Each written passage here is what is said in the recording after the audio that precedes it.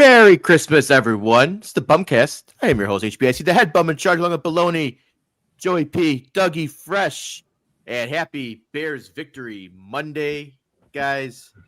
It's great day. Oh, my God. What a weekend. And vibes are going to be high throughout the entire week.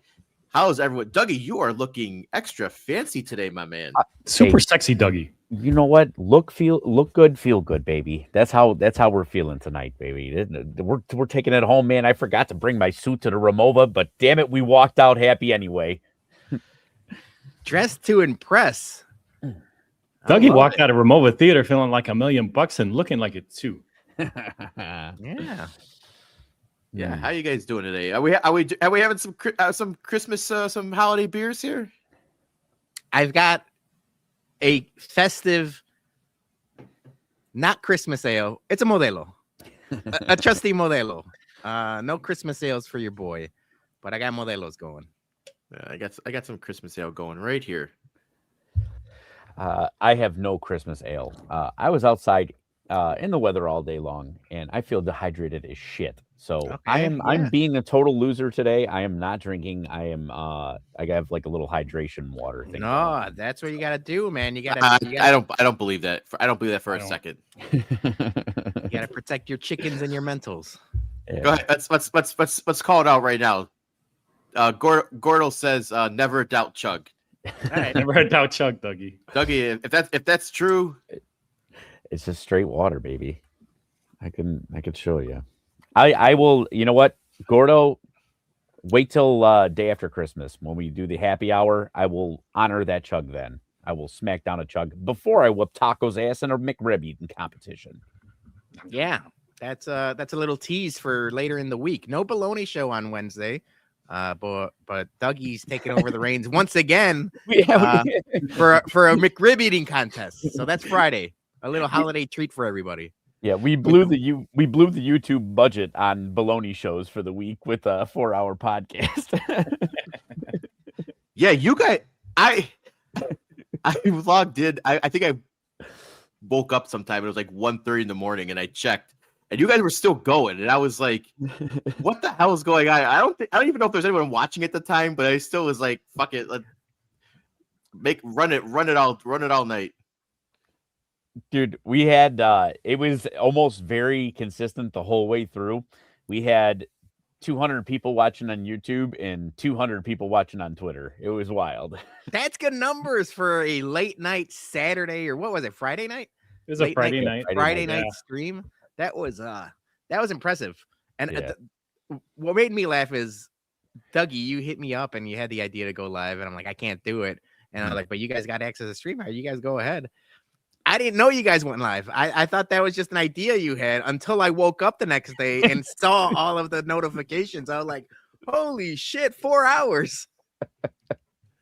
I build it to those guys as, hey, let's just get a quick reaction to this fight. We're just going to do like 30 minutes to an hour tops, or 4. Or 4. Oh, yeah.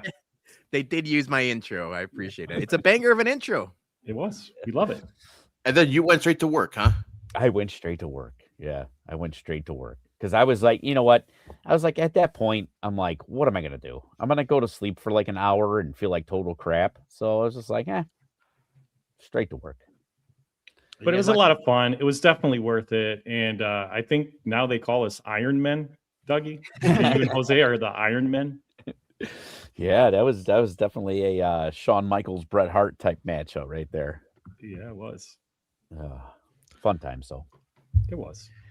I just want to let JT know I am keeping an eye on this 49ers Colts game, because if I get 14 points from Jonathan Taylor's, I go up against JT in the Beat the Bums League. So it's either going to be me or Aaron. Aaron's winning right now, but I need 14 points from Jonathan Taylor. Somebody's got to beat JT. Otherwise, he beat the bums. We can't have that in year 2 of doing this, that we already got beat.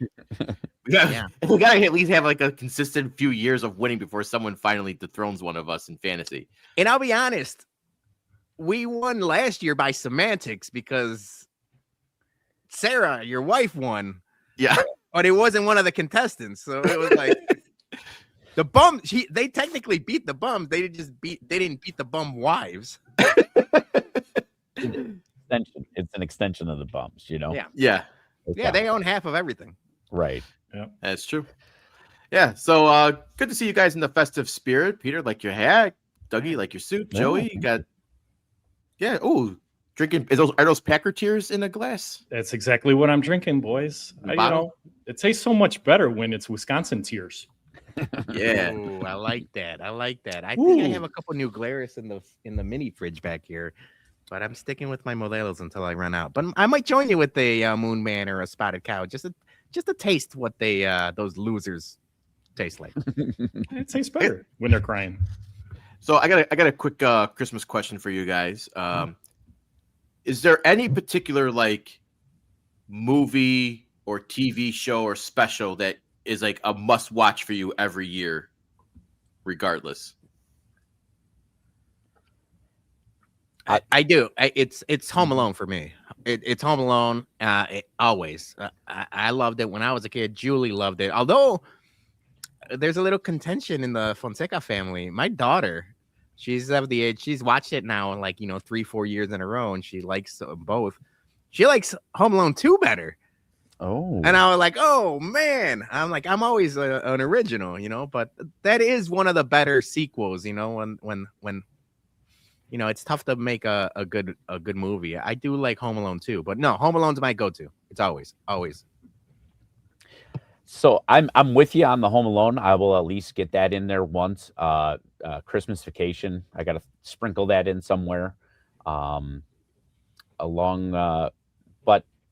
always, forever, since I was a little kid, go to sleep and I wake up to A Christmas Story. It's one of the only times. It's one of the only times that I will fall asleep with the TV on. Like willingly. And it's magical because I feel like every time I fall asleep, I wake up in the same spot. So just like a continuation.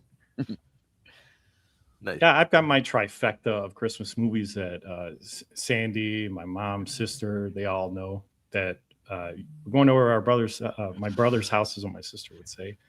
And he's going to make us watch all 3 films in a row. Charlie Brown Christmas, that's 1-1. You see? Christmas Vacation, Dougie, like you said. And then third and last but not least, your Christmas movie that you wake up to on Christmas Day, Christmas Story.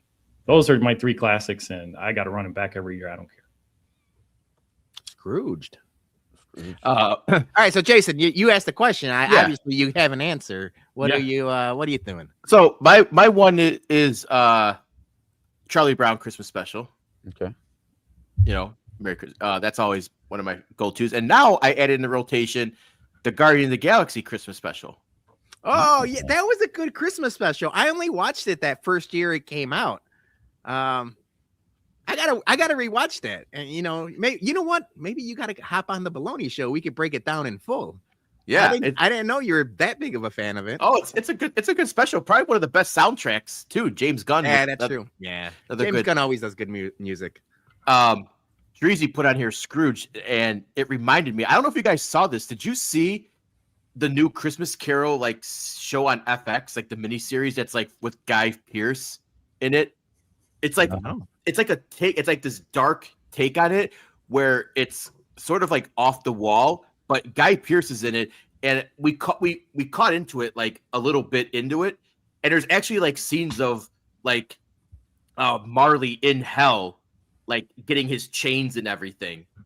Like it's like just like this weird like twisted take on A Christmas Carol, and we watched like 5 minutes, like just jumped right in, and we were like, all right, we gotta stop and watch this in the beginning because like Guy Pearce, he plays Scrooge on it, and it's pretty good. It looked pretty good so far.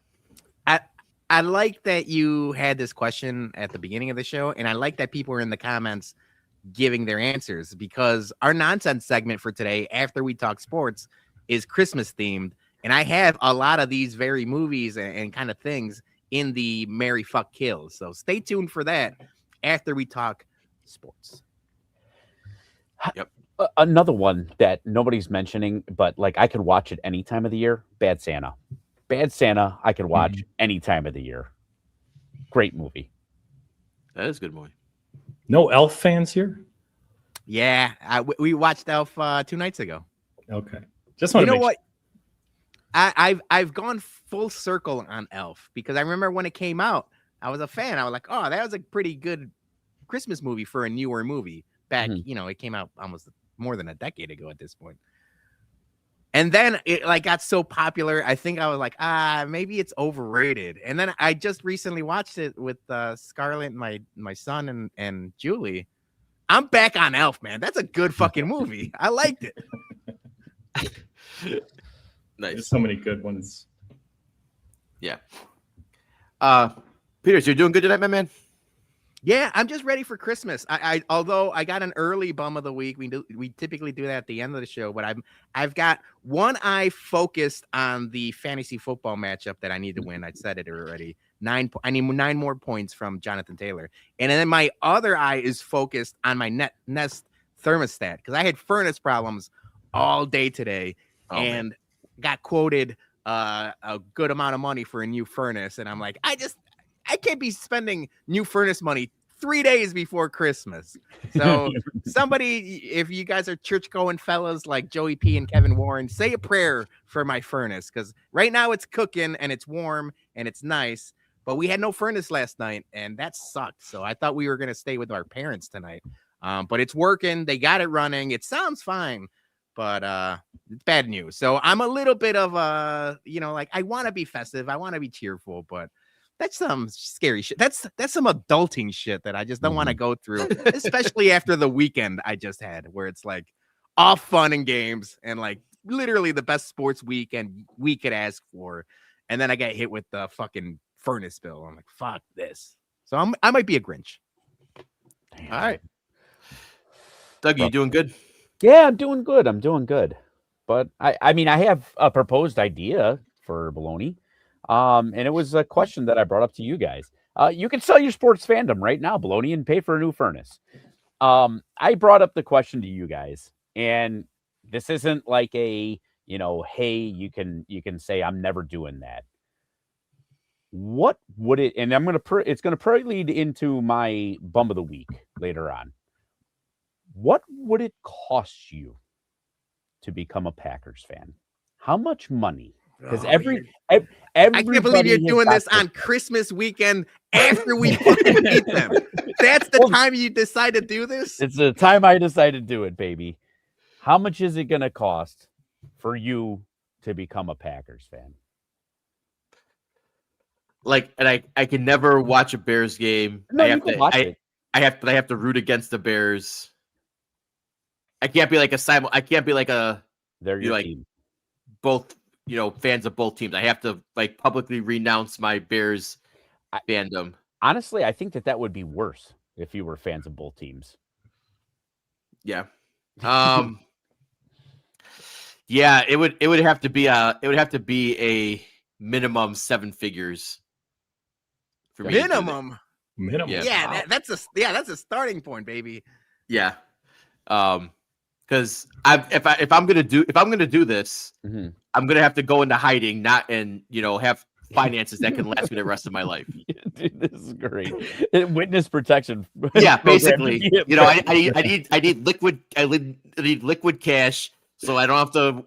I can go off the grid, not be found anymore, do my few seconds of go pack go, and then disappear again. So are we talking like whole new life? Like you're leaving everything behind? Like Sarah thinks you're dead at this point? No, she's gonna have to. She wants the money too, right? So she doesn't have to renounce her fandom, but she's got to come with. Oh my God, would that be even worse? What if she just continues to be a Bears fan? Well, you understand it. We're trending this way and they're trending that way, right? I do. This is amazing. Joey, you put a positive spin on this. Let's see what you do. Let me hear Joey's answer. This is so hard, Dougie. Damn you and your great questions. It would have to be something, like obviously like generational wealth type money. And if I had to say yes to a number, it would it would have to be, tens of millions of dollars. I wouldn't need that much, but tens of millions. I'll probably cap it at 50 million. How about that? 50 million. And I will then move to Mexico, Jalisco, the state of Jalisco, Peter State to be more exact. And I'm just going to live in the town of Tequila. And that way I can just drink my tears away from having sold out my shares. Dougie, everyone's got a price, right? Like the $1 Million Man says. Like I'm just talking about a furnace, and I see the super chats. We're gonna get to those in a second. So thank you guys. But everyone's got a price, kids' tuition, the mortgage, everything else. I would be foolish not to say, set my family up for life. Right. I don't think my body can, unless you're giving me like the red, blue pill matrix or like the Men in Black Flash kind of thing. I don't think my brain and my body can physically root for anything Wisconsin. It just can't. I can't, and I won't, and you can't do it. I don't know. Like you could pile the stack of money like the Joker in Dark Knight, that pyramid that he sets on fire. It might not be about the money. It's about sending a message, like he says. Yeah. Like I don't know if I can do it physically. Fair. So I don't have a set dollar amount, but I will tell you exactly what it would take. It would take enough money for me to buy the Packers. Like I would have to be the owner of the team. That's the only way that I would ever like be able to give up my sports fandom is if I own the other team. Because what if I get you one of those bullshit shares that everyone has on their wall? No, I don't need a piece of paper to pay. Those that is the dumbest thing that Packers fans do. They continue to buy these fake monopoly money shares, dude. It's the funniest thing. They're stupid as hell. But yes, I would have to own the team. Yeah, I would have to own the team. Because here's my thing. I wouldn't be able to sell my sports fandom that I've given away to these teams for free, knowing that I could have a shitty owner possibly dictating my joy and pain. I want to physically be like responsible for my joy or pain. And that's the only way I'm going to do that is I'm going to be sole control of this team. I'm going to Jerry Jones the fucking shit out of this team. And then move them.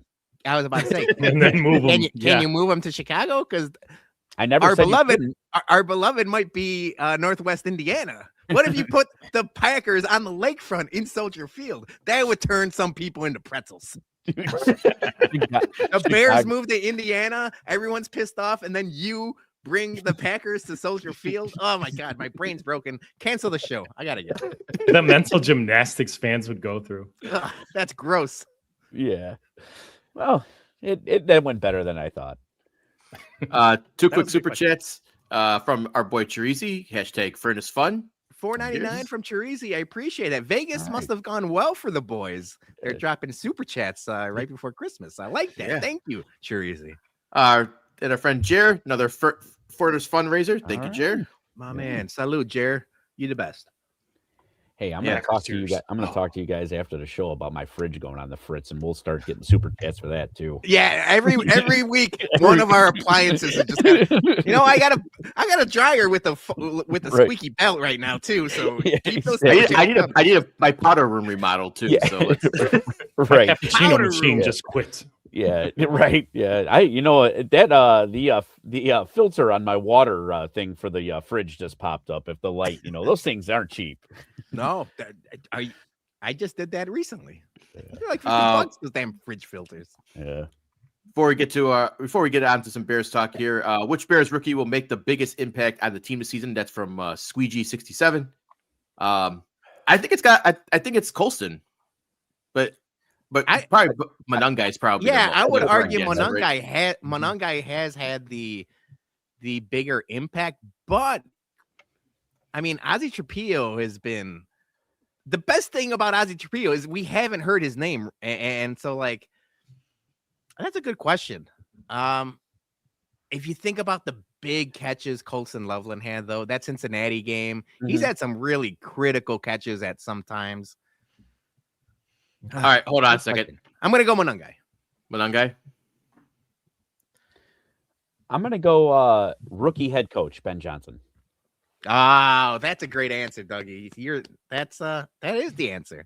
That's the answer. That is the answer. You stole my answer, Dougie. That's a good answer. Before we move on, I gotta do an early bum of the week. We've been bumming people left and right for the first 20 minutes. I love it.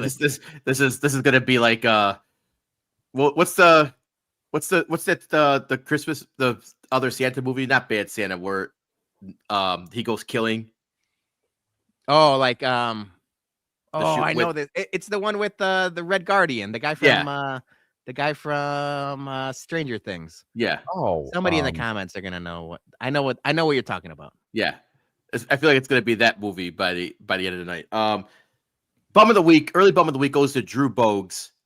He just tagged me in this post. He's at the Indianapolis game and he says, "This is just for me. I can't play video on it, but it's a video of all of the Indianapolis Colts fans jerking the air dicks." We've had an issue with those air dicks for the better part of 2 seasons now. Yeah. Oh, you know what? You know what? Keep that up, Jason.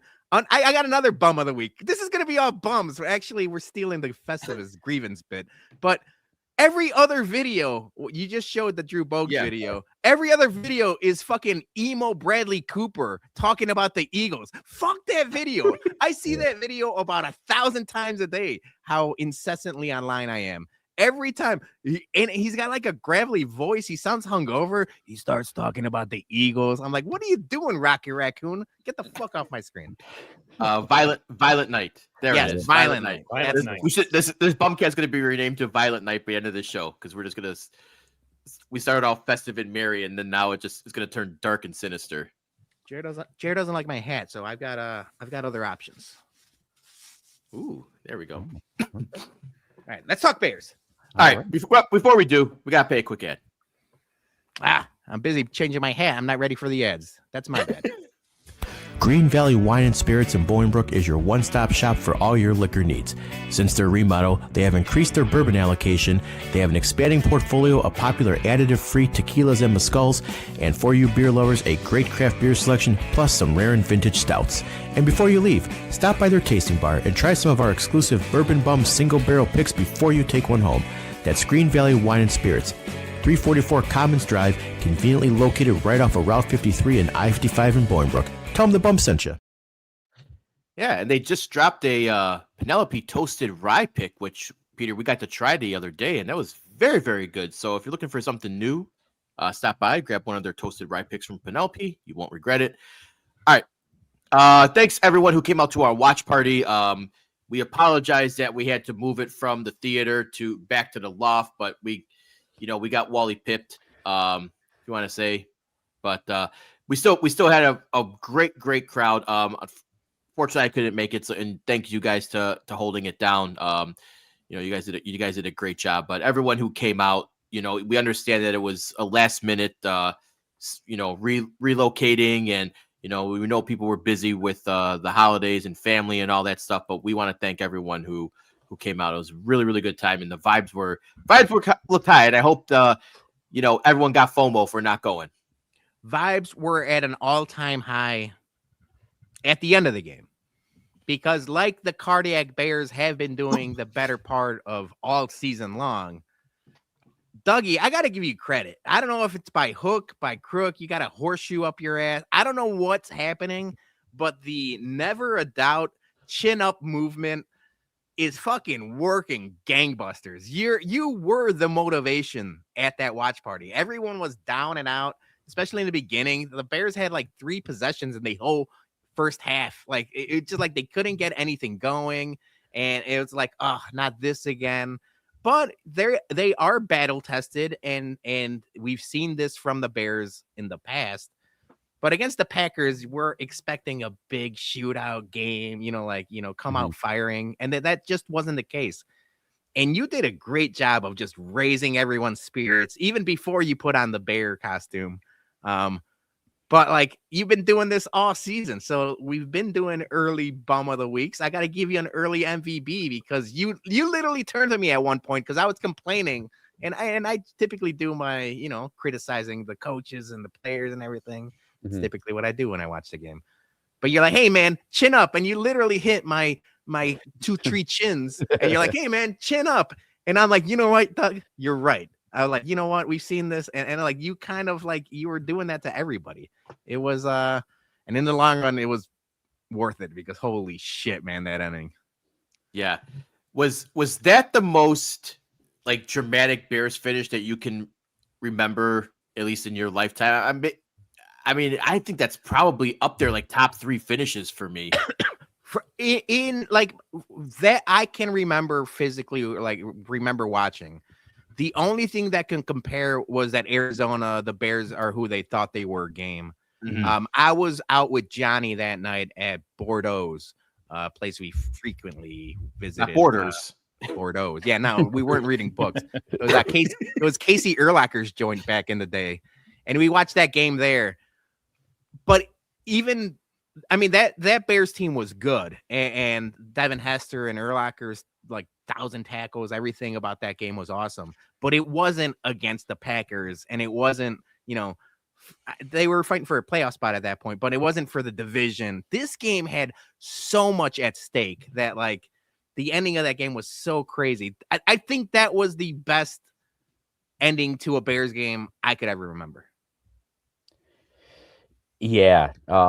I would say up there besides the Arizona game was that one 49ers game when Mike Brown walked off, Yeah. and did that, like, was that the 2 interception game for Mike Brown? Yeah. Yep. Yeah. That one sticks out in my mind. But yeah, I mean, nothing tops this. I mean, I think it was because the 2 games were so close, being, within basically days of each other, not even 2 full weeks, kind of. Yeah. That was what made all this like so much sweeter. We had that revenge, we got that vindication from that turnover, in the end zone when we thought we were tying it up, and I'm sure that's exactly what the Packers fans were thinking at that time too. They're like, we'll figure out a way to win, even after they gave up all that other, all the other stuff. If you watch any of these like reaction videos, because I've been watching all of them, enjoying all of them. Yeah. You listen to most of them, they're still like, even after like they turned over the ball in overtime, like a lot of them were still very positive. And I love every minute when they were. Yeah. So let's talk about that finish, because like the Bears, for the most part, they played like poop that entire game. It started with the bad, trick play on the opening drive. And then obviously like the second quarter was, total of 4 minutes of possession.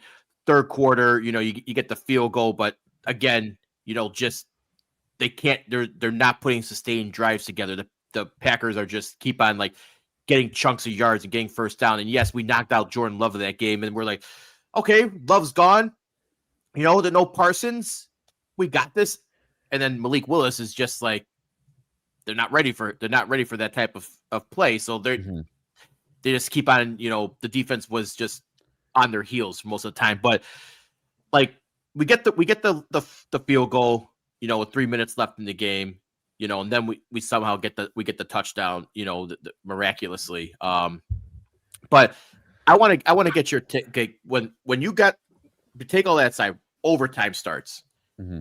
Did you guys think it was the right call if the Bears deferred right off the bat? I get the logic in doing it, but after all of that and having all the momentum, my first thought was like, oh my God, like we just, they are so like just shell shocked right now, and we have all this momentum and we're giving them a chance to score first. And I was like, I don't know if it was I get it, but I didn't know if it was the right move at the time. I'll go back and go one further than that, Jay. Before we even got to the coin flip, I was convinced. I turned to everyone and said that they were going for 2. Like, and if you watch the watch party from the Barstool guys, Eddie did the exact same thing I did. As soon as they score, in my head, and he was the announcer, Tom Burkhead, who had a great game. That the call, he had a great game. We bash announcers all the time. Yeah. I ended up rewatching that game 2 times. He had a great call, but even he was saying you have to assume that Ben Johnson was going for 2 to win the game. And I thought that was going to be the call. And I don't know what I didn't see any of the pre or post game press conferences, and I didn't see anybody ask him today, like his rationale, because everyone just assumes he's very Dan Campbell like, right? They're cut from the same cloth. I thought he would have gone for 2. The fact that he didn't go for 2 and Cairo Santos banged that in. Cairo Santos had a hell of a game. That's in those conditions. So the wind, he had a hell of a game. But I like that they tie the game. You carry that momentum. The stadium is awesome. I like that they deferred. I turn to you guys because when they flip the coin and I say tails never fails because it's the truth. Tails doesn't fail. And the Packers called head. I'm like, oh, we won the coin toss. And then they did. And I turned to Johnny and at you guys, and I was like, I did the bet Matt Hasselbeck. I said, we want the ball and we're going to score. Yeah. But that's me being an idiot meathead fan. Ben Johnson did the right thing in deferring. That was the move. Yeah. Yeah. You know what? I think that is the move, because you get to see what you're going to go for. You know what I'm saying? You know what you need. Exactly. You know what you need. And I'd rather know what I need than have to, try to figure out what I need, because, hey, you can go there, have a great drive, and then you're sitting there with your asshole clenched. Like, should I kick the field goal or should I just go for it? And And the other thing is, I will give credit, like the Bears defense was fine the whole game. Like it was a lot of bend, don't break. Yeah. In overtime, do you want to lean on the bend, don't break defense or lean on your Iceman quarterback that has a history of doing heroics in crunch time? So it's like, I'd much rather put the ball in Caleb's hands as opposed to the defense, even though the defense has been causing turnovers and stuff. Yeah. I was going to say, obviously, I think the right call was made because we won the game. yeah. It's always the right call when it works. Great right, point, Joe? Joe. Exactly. Great point, Joey. It's always the wrong call when it doesn't work. Yeah. No, I think that was probably as more of a heart attack finish that we can get.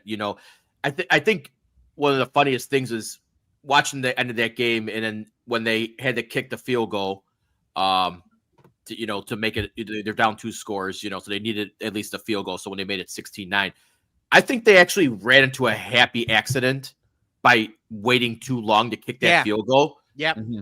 That was actually because I think if they get that, they get to the line, they kick it off, they kick it, it goes through. Okay, you got the timeouts, you got the 2-minute warning. They're probably kicking it deep. Yep. But happy accident forced them to kick the onside kick, and they recover. Which, again, I got to look up the stats, but like, not many people are returning onside kicks this year with the new rules where you have to declare it. 8%. 8% recovery rate. Yeah. They talked about that on the broadcast. Yep. Okay. So, I mean, that's just good. Thank you, Romeo Dobbs, for not, in your big giant ass helmet. Being I was about able to say big head ass. not We're being very able lucky to get that. But yeah, and DJ Moore, who was almost like non-existent the entire game, finally gets that catch down at the 10-yard line, and then all day Jade Walker, just that Juvie slide. Yeah, Oh gets my the God. blown coverage. Catches his first pass in the beginning of first NFL career pass in the beginning of the game. Catches, gets the touchdown, to clinch overtime. And then obviously the throw. We railed on Caleb's deep balls throughout this season so far that he needs to be more accurate. He needs to, learn how to get those deep ball. And that was about as perfect of a dime. I don't know what it is about like his just mentality, his poise, and his demeanor. Like when it's the crunch time that he can do that shit. But when it's, second quarter, 10 minutes left, he overshoots a throw. It's like Rounders, man. The kid's got alligator blood. And I don't know if you remember when we watched the Hard Knocks last year with him, and one of the coaches turned to him and he's like, "Are you nervous?" And he's like, "I don't get nervous." And a lot of people gave him shit for that. Like, what a fucking cocky ass attitude. And like, you're going to learn in the NFL. And he has had some learning, like a learning curve. But when the going gets tough, dude, I don't know if there's any quarterback right now besides Patrick Mahomes and maybe Josh Allen, where it's like you want that ball in his hands and he's gonna fucking deliver. He did it last year on a real losing team, and he's doing it again this year, week in and week out, game in and game out. I referenced the Cincinnati game that was crazy with the Loveland catch and stuff like that. I feel like every week, I think that, what did they say? 6 game-winning drives under 2 minutes in this last season. It's crazy, dude. But that throw, I saw somebody, or it was Pro Football Focus, talking about like they've only graded like a certain amount of throws like a +2 throw, and that was one of them. I don't know how they do their grades, and numbers are arbitrary, but it was an elite throw. The timing of it, the fact that we talked about it last week where they said that like Caleb Williams' ball like cuts through the wind. You saw all those kicks going squirrely. He threw the ball 50 yards in the air, and the fucking wind didn't affect it at all. It's like, holy shit, man. This guy's got – that's the generational arm. That's the generational talent that we all come to expect. And credit to DJ Moore, man. We were shitting on DJ Moore like 3 weeks ago, saying like he hasn't shown up, his demeanor, like, you know, like he's getting outshined by Luther Burden and Roma Dunze and stuff like that. Ever since his number got called and, you know, Dunze went out and now Luther Burden went out, DJ Moore did nothing but show up these last couple games. Like, and that's the DJ Moore we were expecting when he gave him that big ass contract. It's just good to see, man. Now it's like what we talked about. Caleb's probably not going to get to 3,000. He needs to 4, throw exactly 4,000 yards. He needs to throw exactly 300 yards in the next 2 games. He hasn't thrown 300 yards all season. Even that Dallas game where he was unreal, I think it was like 294 or something like that. But I don't care about any of that because it's like the game, it's the eye test. He's passing the eye test. Nobody could say otherwise now. Yeah. And to come full circle and totally agree with you guys' point, that's exactly why you take you give the ball away first and you take it second, is because I don't know how Caleb would react to getting the ball first if the pressure isn't on him. You know what I'm saying? Now he knows that all he's got to do is get it down there. But he was like, you know what? Nah. He goes, I don't want to like get myself down there and then have them kick a game winner. He goes, I want this moment. And you can tell as soon as he threw it. He knew. Hands in the pocket. Yeah. Hands in the pocket. Hands in the muff warmer. How many quarterbacks, and I'm not just saying like a guy that's in year 2, but how many like big time quarterbacks are running down the field, pumping fists, making a moment for themselves? He didn't care. He was like, won the game. What I also like is that they didn't play for the field goal walk-off. They played the fucking touchdown on that. Even though they only needed this, they had a field goal wins the game. Yep. I like going for the dagger. Yeah. You know, don't trust on your kicker's leg. Go for the home run ball. Yep. And we got to give credit to Ben Johnson because I saw somewhere somebody was talking, I think it was Adam Hogue talked about they ran that same formation 8 times during the game, and they ran from that formation 7 times. The only time they passed, and it was a play action pass, was the deep ball. So he baited them all game with that. Run. So you see that formation, they're going to be like, oh, these motherfuckers are going to run it again, especially because Monangai had just ran it. It's like they're expecting to run, boom, over the top, game over. So, like, obviously we talked about, like, a lot of things have to happen with the field goal and the onside kick. But just in that play, Ben Johnson's got to dial it up. Caleb Williams has to cut through the wind. DJ Moore, that was not an easy catch, at all. And it all came together. Yep. I was going to say, guys, Cairo Santos, we have to cut the guy some slack, okay? I know, Pedro, you already brought him up. I mean, he was 3 for 3. He had a great game. Wind. He had a great game. And he actually kicked a 51-yarder. I mean, hey, you can't call him a noodle leg in that kind of wind and be able to kick that. I need a 60-yarder from him. Once he hits a 60. Once he hits a 60, then I'll give him a little slack. But hey, Hermano, you know what? How about you put it on the freaking offense to make sure they get him closer? Put it on the offense. Yeah, that's a good point. point. Put it on him. That's a good point. I do think like we have been very hypercritical of Cairo Santos, and he hasn't helped himself in that scenario. But yeah, that was like the best case scenario. Not only the field goals that he made against the win, but I mean, that was the perfect onside kick, and those aren't easy to do. No. Right. So I will give you credit, Joey P. Game ball to Cairo Santos. Yep. Yes. Got to give it to him. All right. The one thing I do want to talk about though with you guys is the D line was pretty bad on Saturday. Obviously they were not expecting Jordan Love after he got knocked out of the game, which by the way was a bullshit fucking penalty on Austin Booker. Like Jordan Let Love them play. He puts his head down. What is he supposed to do? But Bears just, they got outpossessed, 39 minutes, 26 minutes. They only held the ball, they only had the ball for 4 minutes in the second quarter, and the same, not a whole lot in the third quarter as well, about collective 5 minutes. So the defense just could not get off the field. And I saw it, just a blatant, lack of our pass rush. Getting the one sack is great, but there was times where Willis just had way too much time on that. I'm sorry, we had two sacks. Sorry, two sacks. But yes, the Sweat got the solo sack. Timely. Yeah, that was what mattered to me. I mean, this team on defense, Jay. Not to cut you off, bro. No, but all I'm going to say about the defense in this game, and it was on all three phases. All three phases of this team performed when they needed to. I mean, that's why Dougie was chinning us up and giving us no effing doubt. Never an effing doubt, because this team on all three phases had the right time and plays to make stuff happen. Yeah. And Sweat's sack that he had. It was timely, but again, they had the one turnover, they got but that was good. Turnovers, we still need those, but you have to get more pressure on the quarterback. And it was just blatantly obvious how much there was so many plays where Malik Willis just had way too much time in the pocket. And Poles needs to address that in the offseason for sure. It's got to, I don't know if you're going to be able to do it in free agency, but your top couple draft picks need to be defensive line, in my opinion.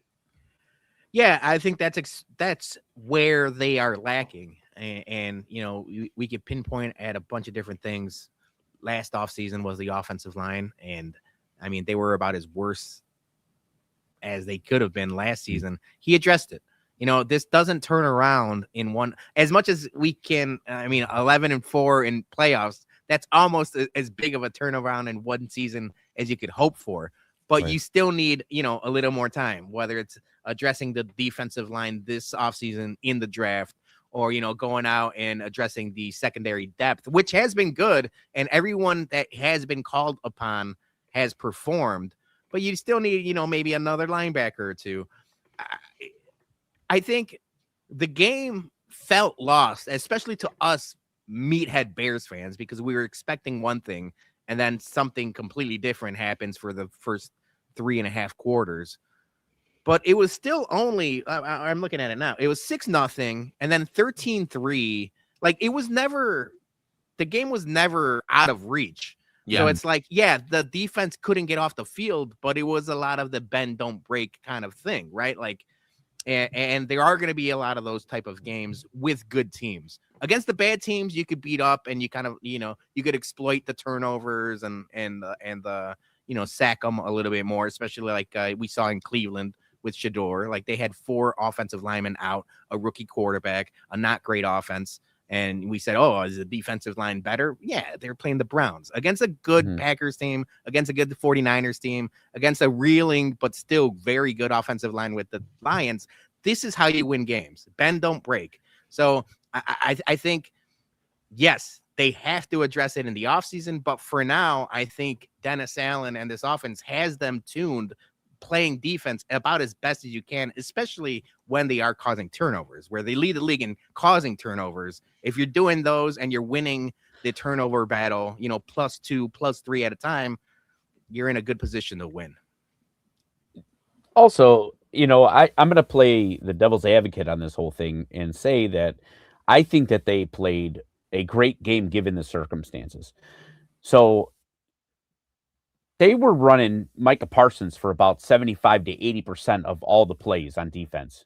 Now we had hardly any film to go off of when it came to that, and then now you get Love that gets hurt and you have a decent scrambling quarterback and everything like that. Your basic whole offense and defensive game plan has gone out the window. I mean, you had, a little bit more time to plan for, 20% of plays that you could see that Micah wasn't in there. But obviously they're gonna have another guy that steps up into that role. When you've got your best offensive player and your best defensive player out, and you have like no film study on it, like you're just playing the game by the seat of your pants at that point. Yeah, I will say too, though, besides the lack of pressure, they need to finish tackles because that is not gonna when you get to the playoffs. Because now it's not playoffs. It is playoffs, baby. Just win. You can't miss tackles like that. And too many times they get the first hit and they cannot bring the guy down. And that's they got to work on that in the next couple of weeks going into whether it's a home game or a road game in a divisional round. Because while first round is still going to be it's in reach, but we need a lot of help on that as well. But tackling needs to be addressed immediately, in my opinion. No, I agree. It's noticeable, and not too egregious whether it's costing games, but there are some arm tackles here and there, and just some slip tackles. Yeah, that's a good point.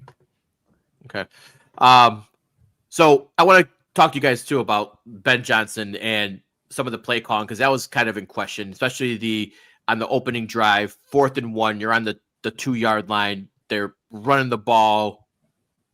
Going crazy, just great opening drive on running the ball. Was Ben Johnson getting too cute on himself again instead of just keeping it simple and heading it off to Munungai for a score on 4th and 1? Was the trickery really needed on the opening possession of the game? I don't think so. You know what? I was absolutely floored.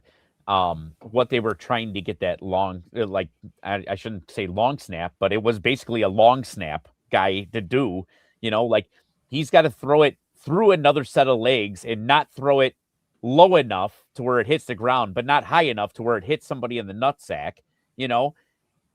I was just like, what are we doing here? And when that play blew up, I looked at, I don't know if I was standing next to Joey or if it was you, Peter. I just was like, throw that one out of the book. That one doesn't need to ever come back.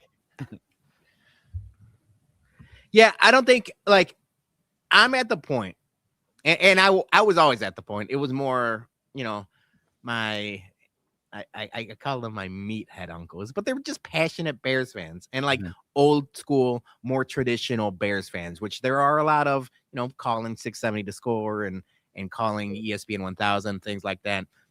If I'm talking old school Bears fan, they don't like it. They don't like the get cute. They don't like the, the going for it on 4th down. They don't like the not kicking the field goal. They don't like the not traditional, blue collar football. But Ben Johnson's not that. And that's how Ben Johnson became successful. Ben Johnson became successful doing, the trick plays, the out of the ordinary and a lot of the misdirections and making you think one thing and then doing the other.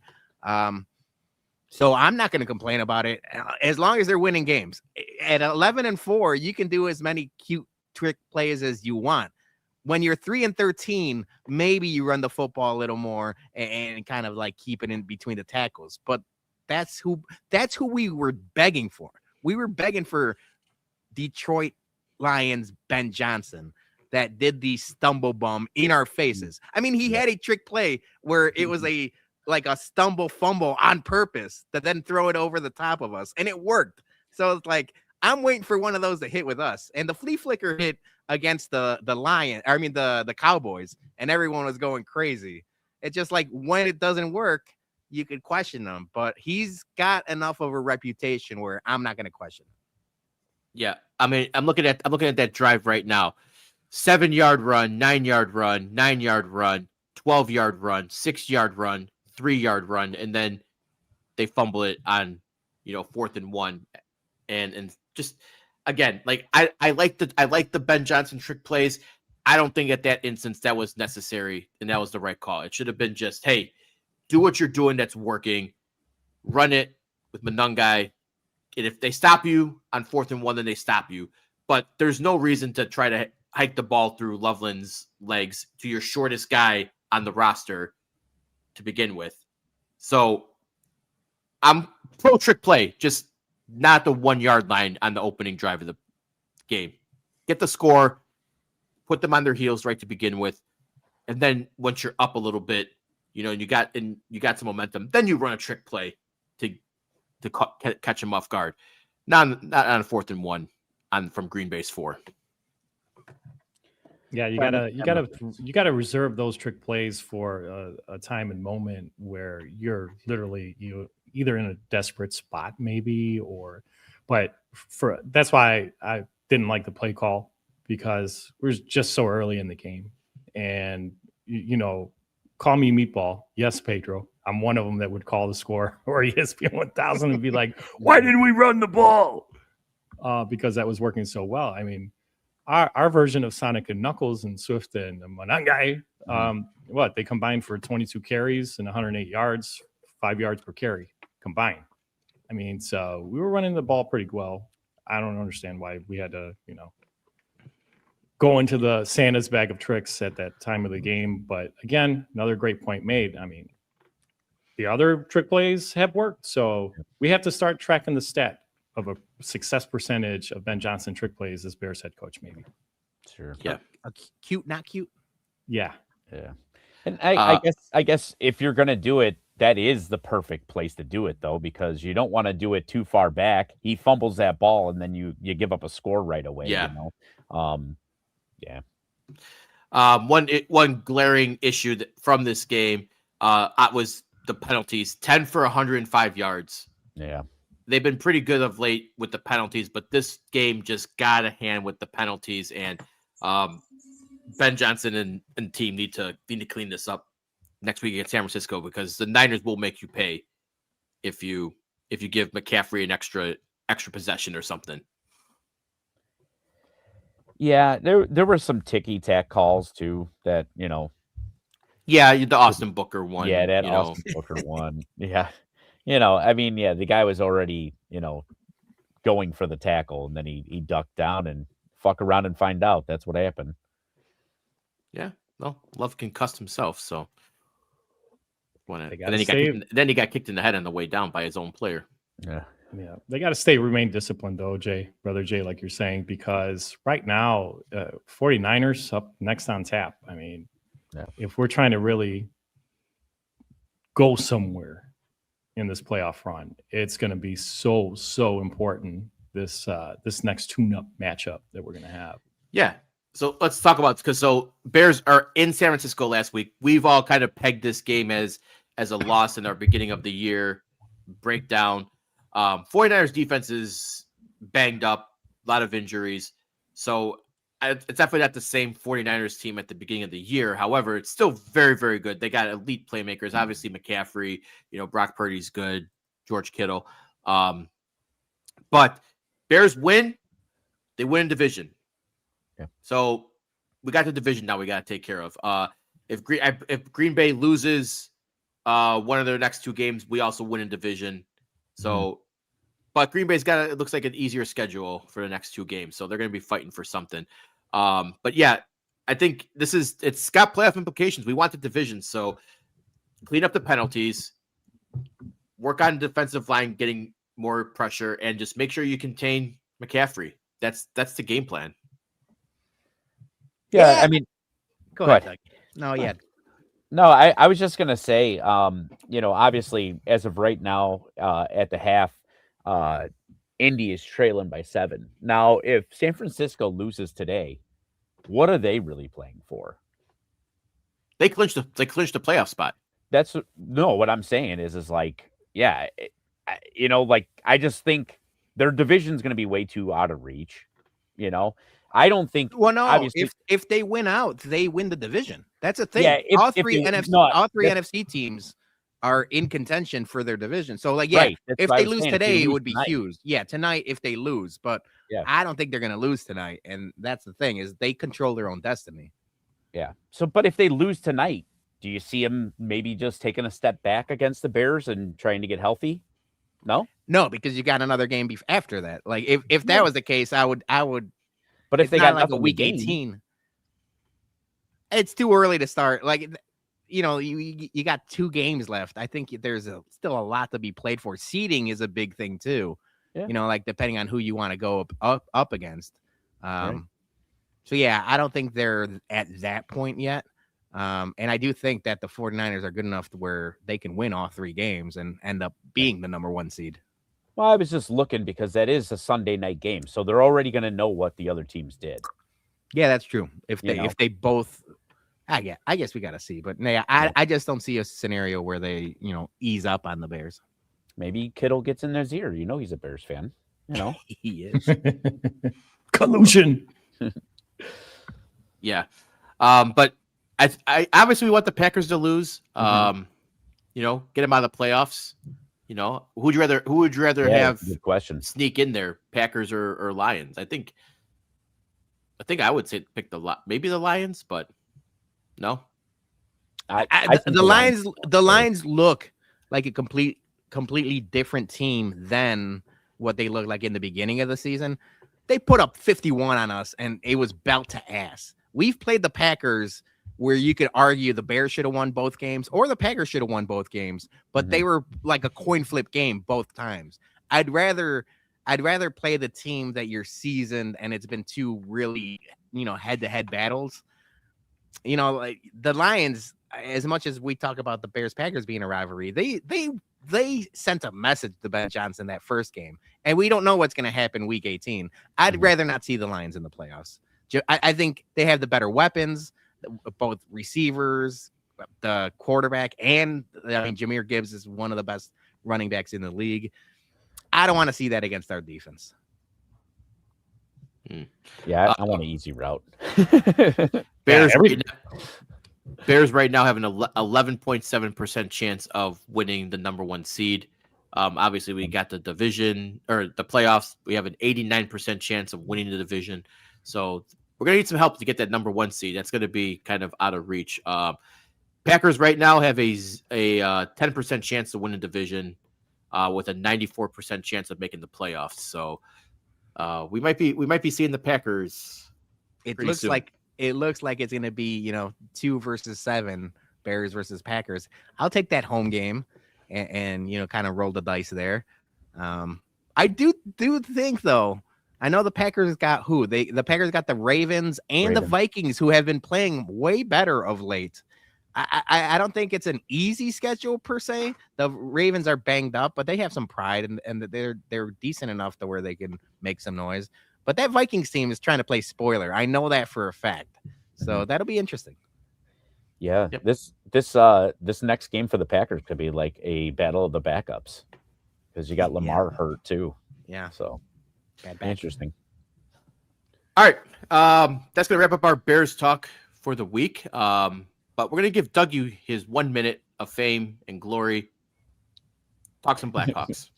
All right. Yeah, so Blackhawks suffered another injury blow this week with Frank Nazar taking a slap shot off the face. And it didn't take long for them to go ahead and rule him out for the next 4 weeks. So obviously that was another blow as he just stepped up into the Bedard role on the front line. Actually got himself a nice little goal. And it sucks because it was a total fluke thing. But it was a very hard shot off of the chin. Sucks. So, and then a little Bedard news from last week. Last week we had talked about that we thought that it was an AC joint separated shoulder. That was confirmed that it was a AC joint separated shoulder. So that sucks as well. There is not much good news on the Hawks front. It just seems like every time they get a little spark of something going, it's a big letdown. But tomorrow all the boys are going to be there. So we're gonna go ahead and try and get that W against a Wheeling team. So that's the Hockey Minute. We need something fucking positive to talk about. So if the Hawks can just go out there and score 17-0, that'd be great tomorrow. Let's hope that our captain, rumored, potentially returns tomorrow night. That's why I say 17-0. I will not be there tomorrow night, boys. That's my brother's game, so enjoy yourselves. What? I know, Peter. Oh. Sorry. It happens. He's back angry. He's back on the Johnny Carson. I'm changing my hat right now. I'll be there on I'll be there Sunday night though. So Sunday night and New Year's Day. I got those back-to-back games. So, Okay. all right, Peter, what we got for headline? I know we got a big one. We got a couple big ones, but we're gonna start. We said no more Bears talk, but we got more Bears talk because there is some bullshit afoot. Skullduggery is afoot. Right, 2 days before the biggest game in the last 6 years for the Bears, Kevin Warren and his addiction to open letters to the city of Chicago and Bears fans sent out an open letter talking about his struggles being able to find a deal with the state of Illinois and the city of Arlington Heights or the city of Chicago and every other politician that he thought he could work around, but he's figuring out that I don't know what the fuck I'm doing. Kevin Warren said, hey, we got to start looking at other places. So Northwest Indiana, here we come. And the Bears Twitter, Bears internet, Bears community went crazy. And I know you guys all got some thoughts, so I'll remove the headline and I'll make a banner. But we're talking Northwest Indiana Bears, baby. This guy he is so fucking horrible at his job. It's uncanny. And I looked up his age because I was like, is he nearing retirement? And he's 62 years old. And instead of just thinking about retirement, he's gonna do what all people who are bad at their jobs do, and that's work until they die. So he's gonna be in charge for another 20-some years because people who don't do their job particularly well don't ever seem to leave. AK Jerry. I will say he needs to stop putting out these press releases and the stadium talk 48 hours before big Bears games or Bears events. Like, what are you like? That's not the focus, man. Like, take it off yourself for a fucking minute and wait till after the game. Do it today, right? Do it today. Do it Sunday. You don't need to do it Thursday before the biggest fucking game of the season with division implications on the line. He did this with Caleb when they drafted him. Like, stop with this fucking shit. And George will never stand up to him and tell him knock that shit off because he's too much of a fucking pussy. Mm-hmm. But have some fucking self-awareness, dude. Like, just your stadium deal is not even remotely relevant right now for the Bears. There's not shovels going in the ground. We're not having the ribbon cutting ceremony. Nothing about this stadium is going to happen for another fucking 5 years, probably at this rate, because it sounds like the legislator isn't going to put it on the docket at least into 26. Mm-hmm. So we're going to have a whole nother year. I get the posturing, but find someone then. If they don't have the fucking money to do this shit, sell the fucking team to someone who has liquid capital. Sell it to a Steve Cohen type, a billionaire type who's got $5 billion to throw around and get the stadium started right now. And doesn't have to worry about Illinois politics and funding infrastructure. Do it yourself then. But the Bears can't because they're just a piss pun run family organization. So Kevin Warren is going to continue to be a thorn in our side until either, yes, we do fucking move to Northwest Indiana because Indiana's going to say like, yeah, we'll give you this, and this to come over here.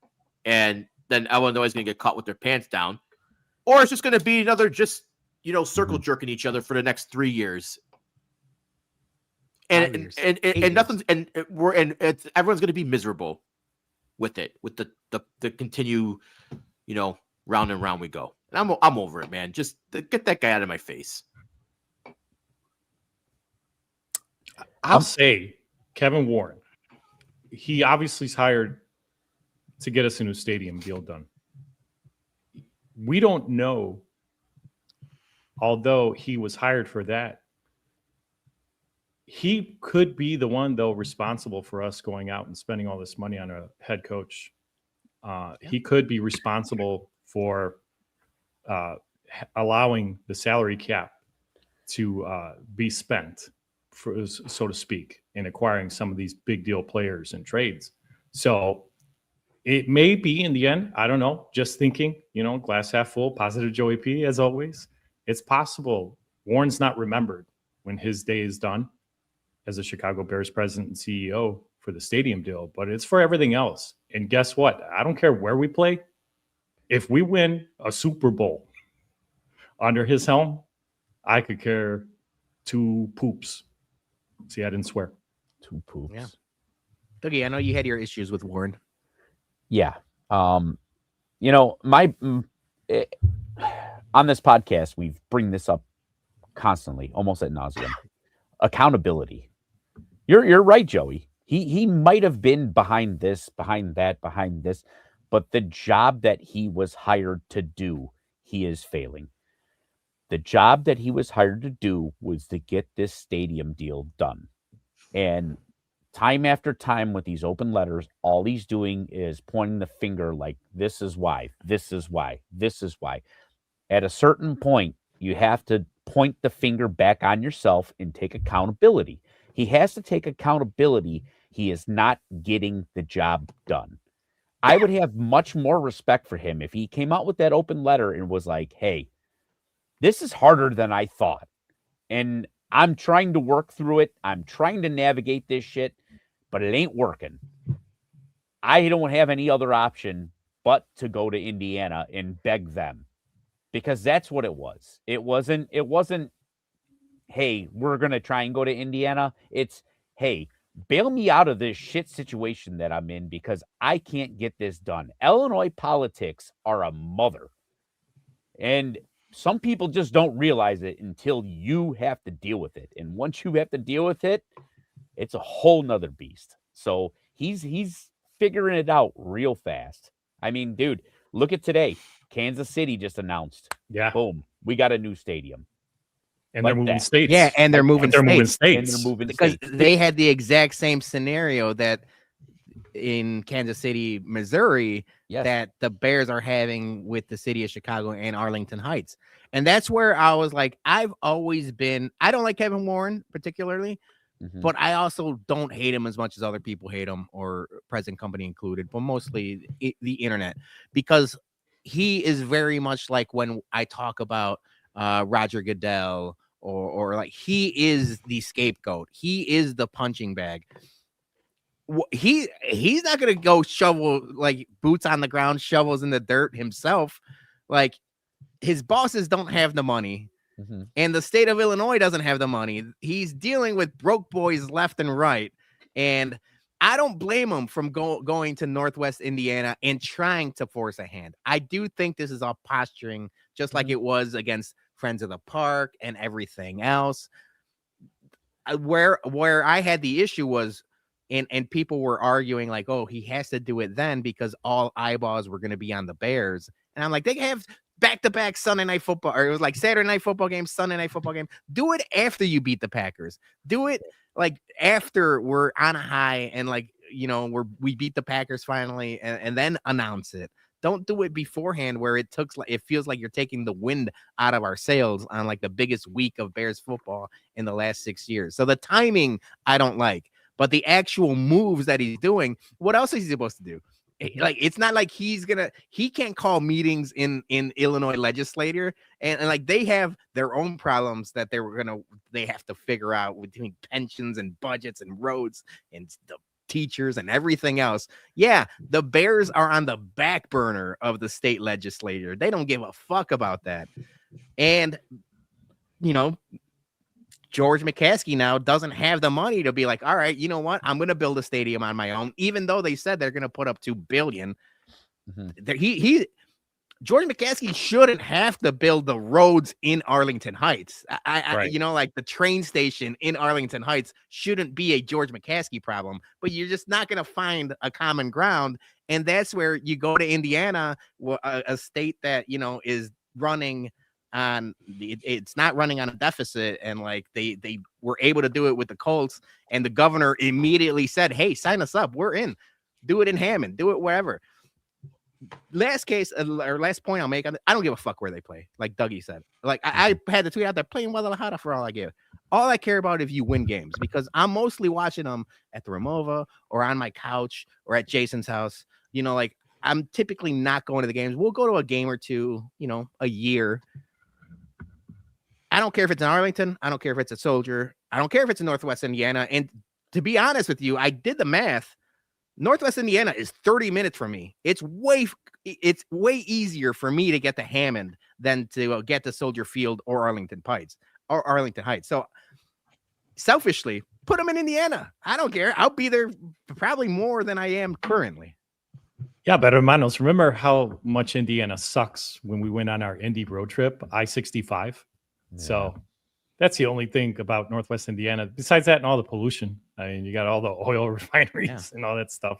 But shout out Gas Money Bob for his sources rendering of the stadium. That was a beautiful stadium. It was beautiful. with the oil. Yeah. All right, Peter, what's our next headline? All right, next headline is a big one. I mean, as much as we are celebrating the Bears, we should be celebrating the White Sox as well, because they did something that we didn't think was going to happen. But they signed Munetaka Murakami to a 2-year Murakami-san $34 million contract. Absolute slugger in Japan, now coming to the South Side to help bolster exactly what they needed, is power. They needed power down the middle of that lineup, and he has power in droves.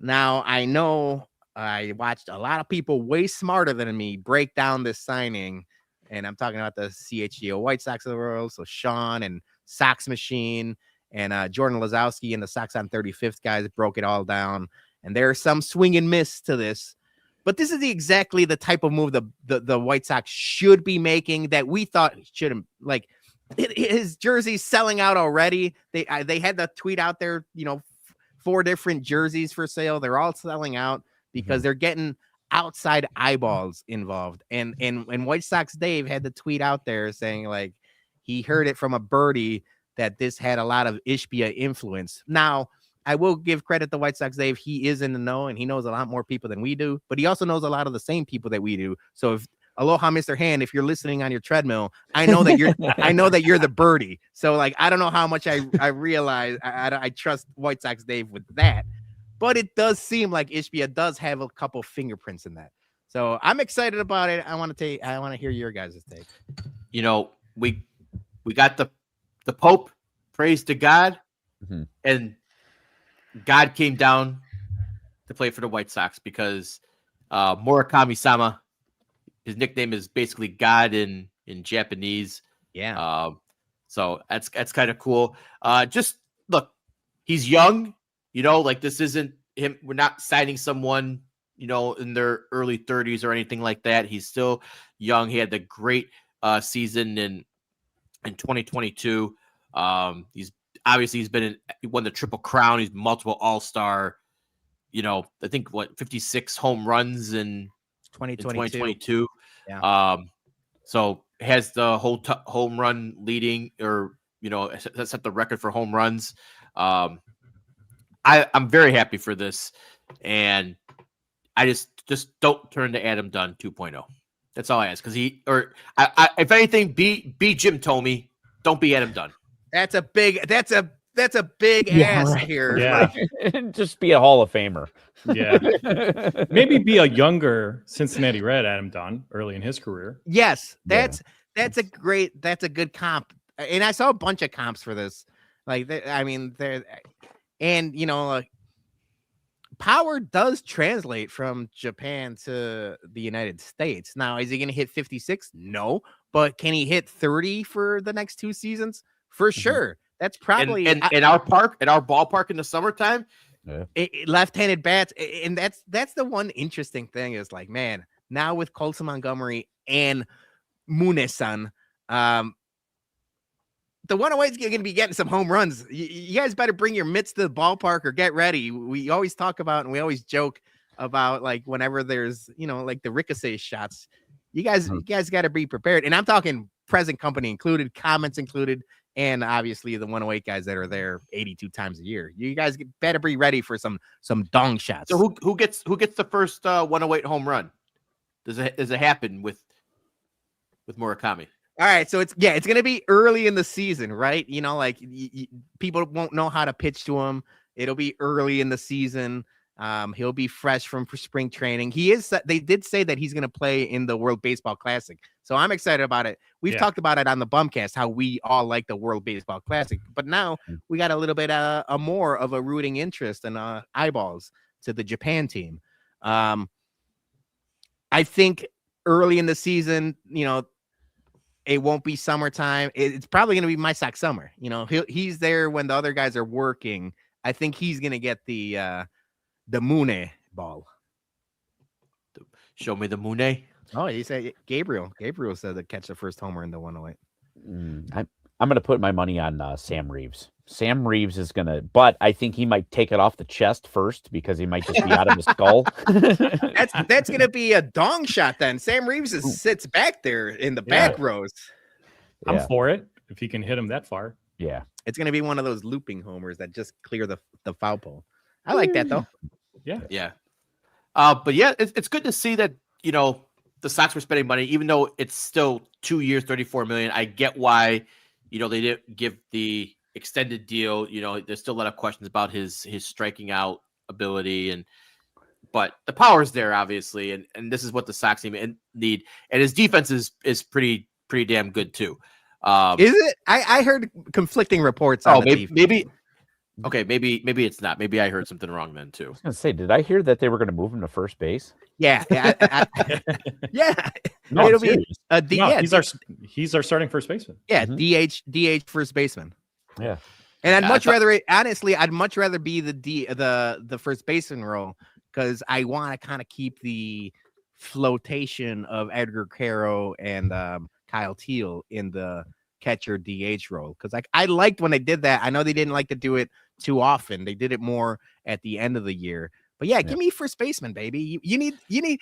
I'm okay with my first baseman swinging and missing a billion times. I mean, we were all cheering Tim Elko for half the year, and that motherfucker struck out more than anybody. So give me Japanese Tim Elko, even though he's a lot better. A lot better. I thought I read something. I thought I read somewhere about his glove, but I could be wrong though. I gotta try to see if I find it again. But it's gonna be a good infield though. With Mune, Colson. God damn! See, I'm gonna get this mixed up now. Colston.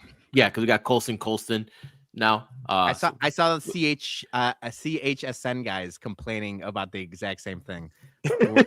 There's gonna be some Colson. Someone needs to change. One of them needs to change their name. We need probably consistency. both of them, to be honest. Yeah, but Montgomery, it's gonna be a good infield. Miguel Vargas too, and see what happens if they keep Sosa around. But Molson, I like that. And then Billy Carlson, if he gets called up too, in the next couple of years, it's gonna be interesting. So, all right, we got Rock Chalowski, baby. Yeah, Rock Chalowski coming. So while we're on the pod, I did get a message from our buddy Sean W. Anderson. He wants to talk some Sox probably tomorrow. Okay. So we have to drop a Sox. Yeah, a little quick hitter. Quick hitter for talk Mune and Rock with Sean W. Anderson. So I love it. Yep. Oh, yeah. All right. What's our last headline, Peter? Last headline. And I don't want to spend too long on this because you guys spent 4 hours on this on Friday night. But Jake Paul got knocked the fuck out. And the internet was ablaze. I know you guys are all watching. I missed it. I watched the first 2 rounds and I'm like, this is a joke. I don't know what I'm doing. I'm going to go watch Landman with my wife. And I do not regret my decision. I ended up watching it later. And he got his ass kicked. So I just want to get your guys' thoughts on that. Although you guys talked about it for 4 hours. I love that one picture though. It reminds me of the one meme of the guy going to ooh. Yeah, that was a joke of a fight, man. I mean, you could see Jake Paul was gassed that entire that fight, and wanted to basically go for like leg takedowns at that point. But that's what happens when you fight someone who's not 60 and concussed or an NBA player. So you want to fight real people. This is what happens, and obviously he could have probably got knocked out in the second or third round, but Joshua was playing with them, so I think. Yeah, I think he really was playing with them. And I also, we talked about it in the 4-hour podcast, which you guys can go back and rewatch. Great content. Great background show to listen to. Yes, exactly. It'll get you halfway through your workday. Lots of Easter eggs are in that show, all 4 hours. The one thing that I did notice was one of his supposed telltale signs when he's taking damage and he wants the person to like stop going on him. He does the tongue thing, which he threw that symbol up and then he knocked him the fuck out. I absolutely loved it. I love to see him get his block rocked. That was awesome. And I mean, it wasn't a half-ass punch, because he showed his broken jaw afterwards. I don't know if you guys saw the in the mouth shot, but his teeth were all unaligned, which was awesome. It's just refreshing to see him go down, and it restored my faith in boxing a little bit. Yeah, totally agree with you, brother Dougie. I mean, that fight, he basically went in. I think Jake Paul went in with the mentality that I'm going to try to, tire out the much bigger, larger athlete that is Anthony Joshua. I'm going to go around the ring for the first 2 rounds and have him chase me around like a chicken on Rocky, around Rocky. And F around, find out, it was just, he was overmatched. And now Mr. AJ himself called out Tyson Fury.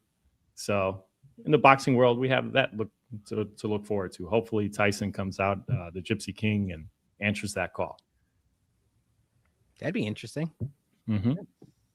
Yeah. Fuck the Pauls. Yep. All right. Are fuck the Paul? Yeah. Blue Demons. No. The Blue Demons. No, not them. I mean, they're good yeah, people. they suck. The Pauls. All right. Before we get to some shenanigans, let's play a quick ad for us. ShySportsBums.BigCartel.com is the home for all Chicago Sports Bums merch. We have Bears, Hawks, Sox, and Bums merch available. Anything you need to get ready for a big game or a Chicago Sports Bums event. Remember, all profits go directly back into our Whiskey at Comiskey tailgates to keep the beer and food free for everyone. So head over to ShySportsBums.BigCartel.com and pick up a couple Toot Tree shirts today. All right. Ooh, nice shirt, Dougie. Show that nipple off. Ooh. I love it. It does make the nipples pop. It's just a great color. Get totally naked like this Wisconsin beer here.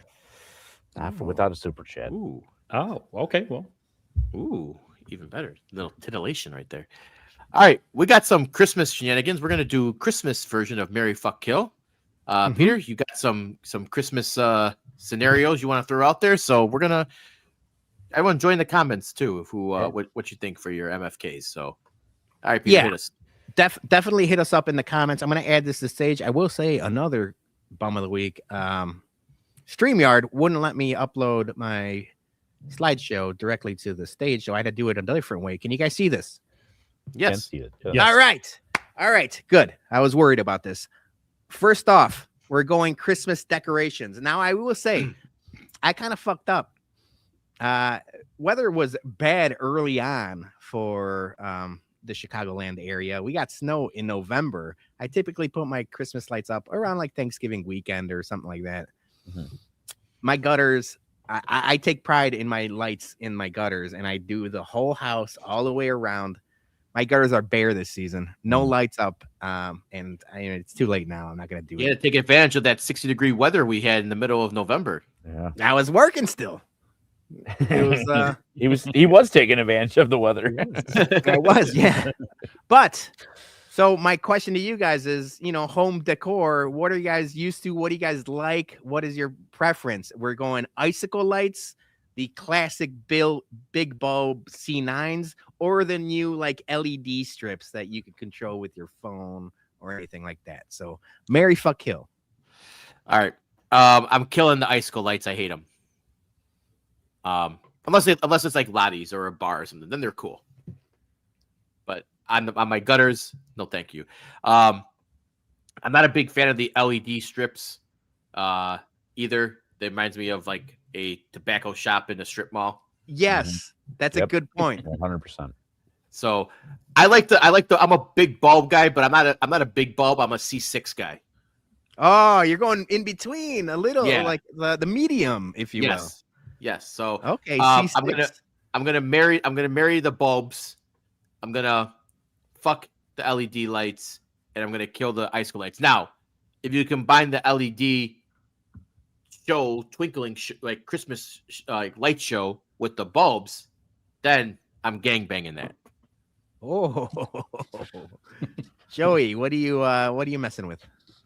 I think I will marry the bulbs because I'm an 80s baby. I'm old school. I love bulbs.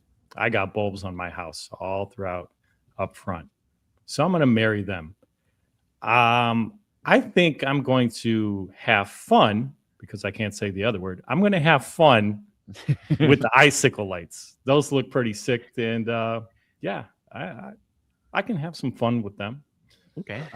And then I'm killing this the LED strip, whatever. Yeah. It sometimes if not done right, it can look too tacky, So Dougie. Yeah, I'm with those guys. I am killing the strip lighting. That stuff's for under cabinets or for some teenager trying to do some TikTok videos in their room. Those are out. I'm marrying the icicle lights. I gotta be honest with you. When the icicle lights came out when I was a kid, the 90s. That's when they came out. Man. Those things popped. Like it was like a couple people had them in the neighborhood, but then the next year everybody had them. Absolutely, it was like when they did the star shower. You remember that thing that like broadcasted like lights on your house? Yeah. From that thing. Like first year, 1-2 people had it.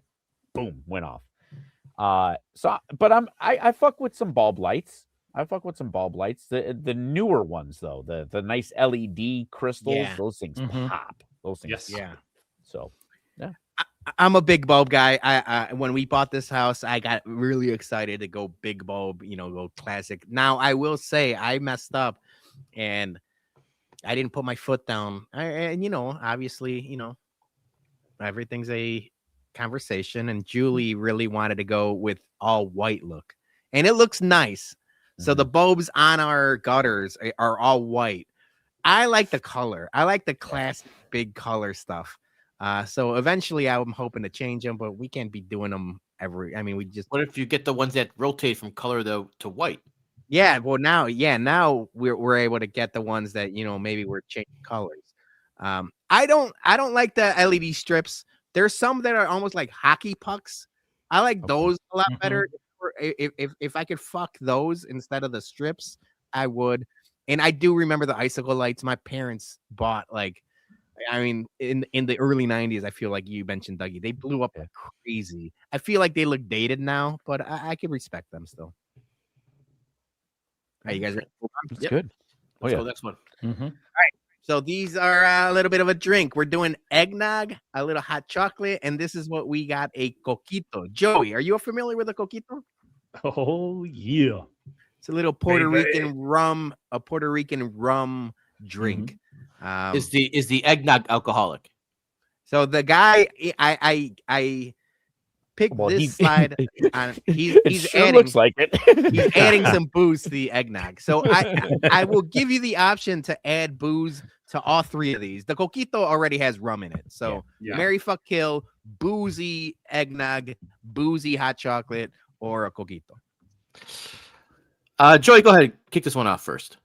I'm definitely going coquito. Peter set the table beautifully for me on this one. So I'm definitely going to marry the coquito. I'm gonna F for fun. Have some fun with that eggnog and that Southern Comfort eggnog. Yeah. Yeah, right. Oh, okay.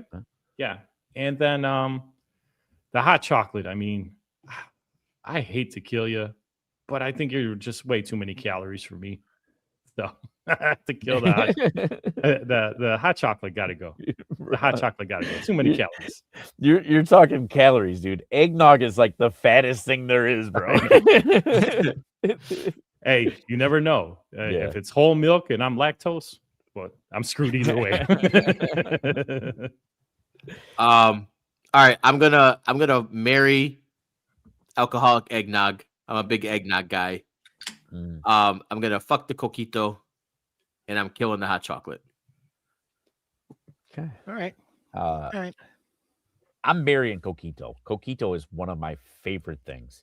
I like the traditional, but then some of the variances that they've had out there, like especially when you get a real legit, like from a dealer, that's good. That's good. It's good stuff.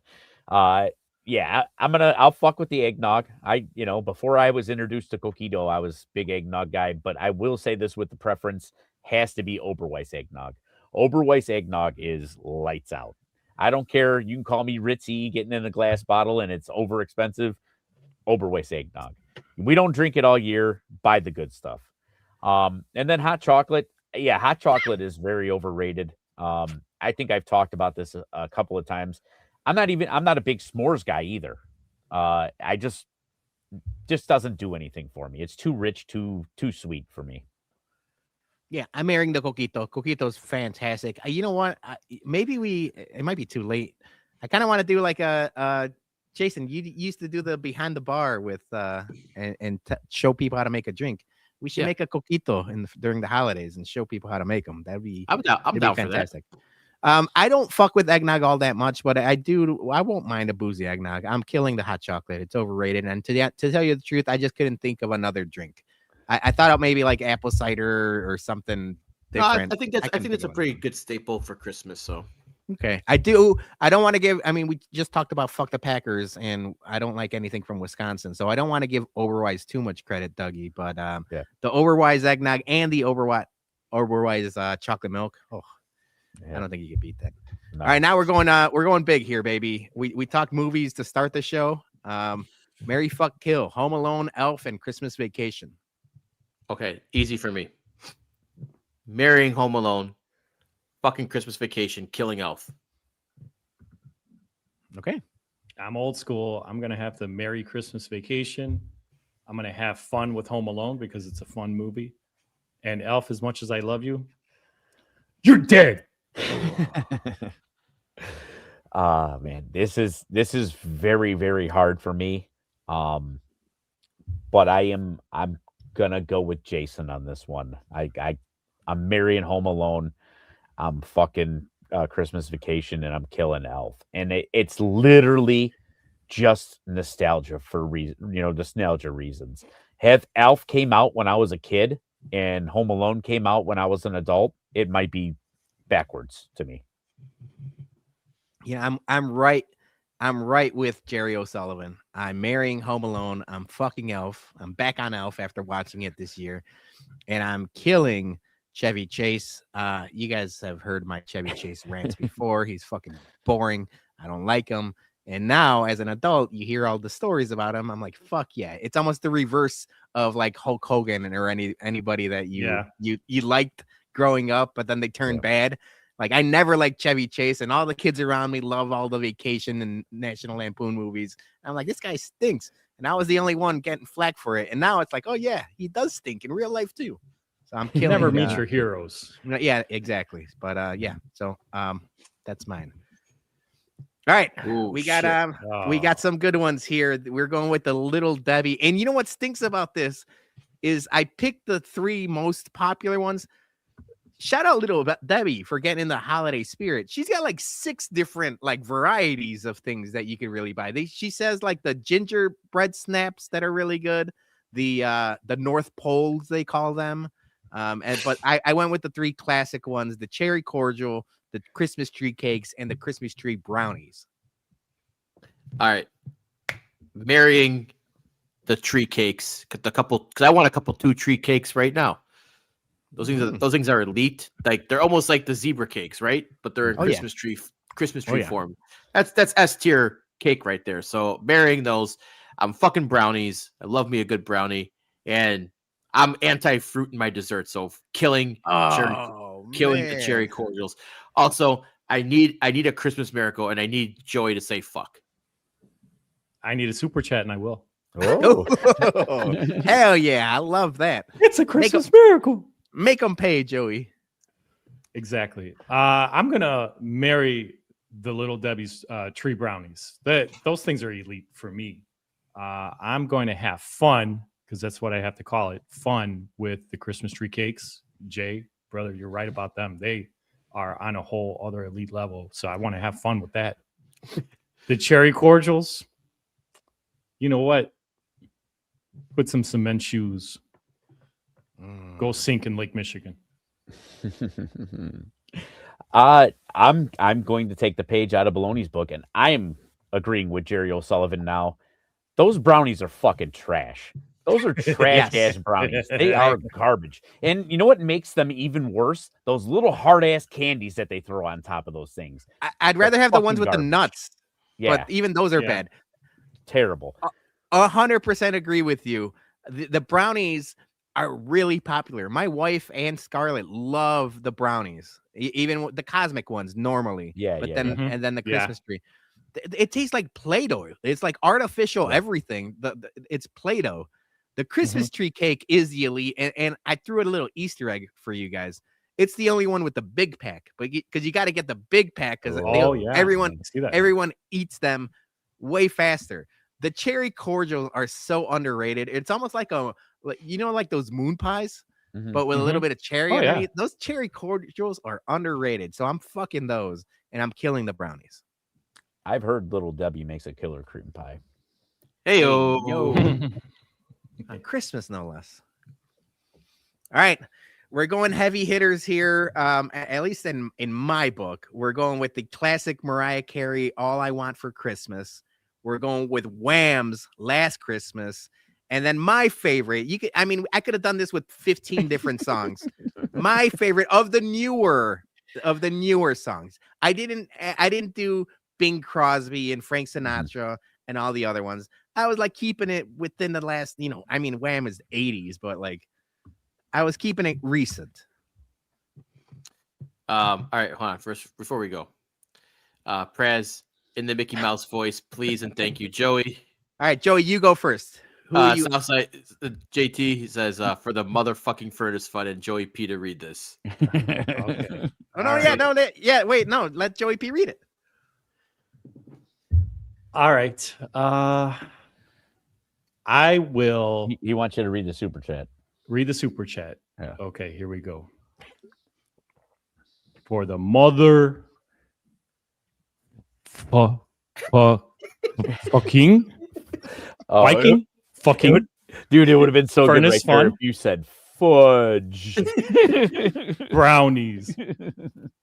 Okay. For the motherfucking furnace. Okay, I said it. I'm a man of my word. You are.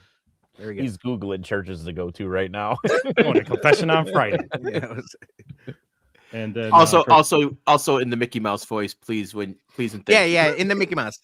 Drop an F in the Mickey Mouse voice for Praz. I'd like to fuck Mariah.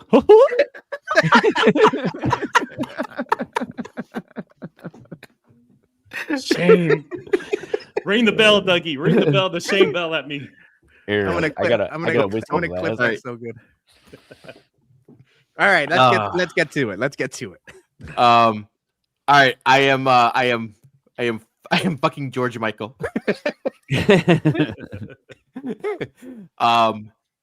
No, I'm gonna marry George Michael.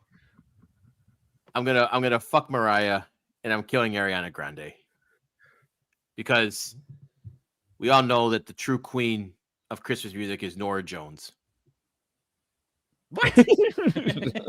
Yes. Random. Norah Jones has some of the best Christmas songs out there. She's got the sultry, jazzy voice. She does Christmas music better. Mariah has the one hit and she's done. Granted, it's a very, very good hit. Probably the most popular, one of the most popular songs in Christmas, but she's a one and done. Norah Jones got a whole catalog of great Christmas songs. She's the queen. I did not know this I didn't know you had this in your bag. I didn't know you were in the Norah Jones catalog. Yep. Impressive. Queen of Christmas. All right, guys. What about you guys? I totally agree with Jay's pattern here. I'm going to marry George Michael and Wham, and I'm going to fudge Mariah Carey, and Ariana. I never liked you to begin with. Sorry, you're dead. All right. I am going to marry George Michael. I am going to fuck Grande. And I'm going to kill Mariah Carey. I'm tired of that fucking song. I am absolutely tired. And you know what makes it even worse? Look at that flat ass she's got in this picture. That has no booty at all. She's better than that. We're talking about the songs, man. I don't give a shit. What are you going to do with that album cover? Enjoy marrying that. Enjoy fucking that. That's flat as hell. That's bone on bone. I agree with your answer. I don't agree with your sentiment. I am marrying Wham! Last Christmas. That is the best Christmas song. Yep. I love it. I am fucking Ariana Grande's song because I do think it's the best of the recent years, and it's catchy, and I enjoy it.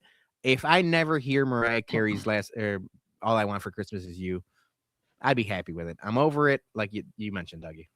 Yeah. Can I throw in an honorable mention? Yeah. Brother Pedro Hermano. Instead of Ariana, I would have loved to have seen, and it would have changed all of our answers. Jose Feliciano, Feliz Navidad. That song's 70 years old. I just said no Bing Crosby, no Frank Sinatra. He's just in that generation. Yeah, you know what? I changed my mind too. I need Dominic the Donkey in there. Yeah. Now we're talking. Now we're talking. All right. I don't remember what order these are in, so let's just get to the next one. We're doing old school cartoon and claymation kind of deals. The Frosty the Snowman, the Rudolph the Red-Nosed Reindeer, and we've had this conversation once before. Hard Rock, Coco, and Joe. I'm fucking killing all those three elves. That was the worst, man. Hard Rock, Coco, and Joe suck ass. That was like one of the worst. That was the worst part of Bozo show during Christmas time, was him putting on those raggedy ass 1930s cartoons. Fuck out of here, man. Killing those three. I'm gonna fuck Rudolph, go for some bestiality, and I'm marrying Frosty. All right. Good answer. All right. I didn't know you had that much anger for Hard Rock, Coco, and Joe. They pissed off my childhood during the Bozo show years, man. I'm gonna marry Rudolph. I'm going to have fun with Frosty the Snowman. I'm going to kill the Hard Rock, Coco, and Joe. Damn, the Chicago staples. No love from me. Dougie? I'm going to marry Frosty. I'm going to fuck Hard Rock, Coco, and Joe, and I'm killing Rudolph. Rudolph was a bitch. That thing, all he did was whine and crying. People don't like me, and I need a special something to be special. Get the fuck out of here. That ain't real life. No one gives a shit about your problems. Move on. Does anyone else find it ironic that Joe reminds you of Taco? Joe Taco? We have to do a little Photoshop there. I am marrying Rudolph. I think it's the best of the three. I am. You know what? Yeah. You know what? I was changing my mind, but Frosty's better than Hard Rock, Coco, and Joe. I have sentiment for Hard Rock, Coco, and Joe because of the Bozo show. But you're right, Jason. The Bozo show was awesome. This was like, just get to the next thing. Yeah. All right. We'll see the grand prize game, motherfucker. You won me over. All right, we're going sledding. My daughter is big into sledding. We got a huge ass hill right by my parents' house. She went sledding by herself for the first time. We got a couple different, sleds. So we're going with the classic, torpedo sled, the saucer sled, or the intertube sled. Were you guys big sledders as a kids? Yeah. Oh yeah. Okay. This is easy for me. I'm marrying the tube. I'm fucking the sled, and I'm killing Captain America's shield. I hated the shield. Okay. I think you the only way you go down that is, you go on your knees, and then you hit one little bump or something. You go your face first in the snow. No, so the saucer, the reason I like the saucer is like you have somebody spin you, and then you're just spinning down the hill like you can do that with the tube. I never had the tube as a kid. That tube was too much money. We only had the plastic sleds. I'll get to my answer. Go, Joey. I'm gonna marry the tube. I love the tube. Tubing was a fun NES game. I'm going with the longer sled, the old school sled is my fun, my F, and the saucer I would kill simply because I'm terrified of that thing after watching Christmas Vacation. Overrated. All right. I'm going to tell you right now, I'm killing the inner tube. And I'm telling you why you killing the inner tube. Because that thing deflates in the cold. It gets limper and limper every time you use it. It's terrible. Also, saucer. I'm killing the saucer too because you sat on that thing Indian style. Your knees fucking hurt after a while. That was garbage. The old school, your long john sled, that was the jam, man. You put those legs out, and you know why you put those legs out? Because somebody down at that bottom of the hill is going to get the fuck in your way, and you're going to take them the hell out. That's exactly I love it. I never had the inner tube as a kid, but I was always jealous of those kids. But I had fun. I'm marrying the torpedo, the regular sled. That is because you could go on your back, you could go on your belly, you could go two at a time. You could try to surf down the hill. Sometimes we used to surf down the hill. Yeah. You hold a rope as like a surfboard. Yep. So I'm marrying the versatility of the torpedo sled. I am fucking the Captain America saucer because I do think you could have some fun with it. You could really go Johnny Knoxville jackass with that thing. So that's the one I'm marrying. And then I ain't got no money for the inner tube. All right, marry, fuck, kill. The three different Grinches. So we got the old school classic cartoon Grinch, Jim Carrey's Grinch, and now the new Grinch movie. I believe it was Illumination, DreamWorks that did it. But yeah, marry, fuck, kill, three different Grinches. Easy, right in order. Yeah. Okay. Yeah, Everybody? no, I was thinking exactly the same thing, Jay. That the new Grinch sucked, man. I watched that thinking it would be interesting. They did the Grinch a disservice. Fuck Illumination for that shit, man. Old school Dr. Seuss Grinch is the one. He's the G.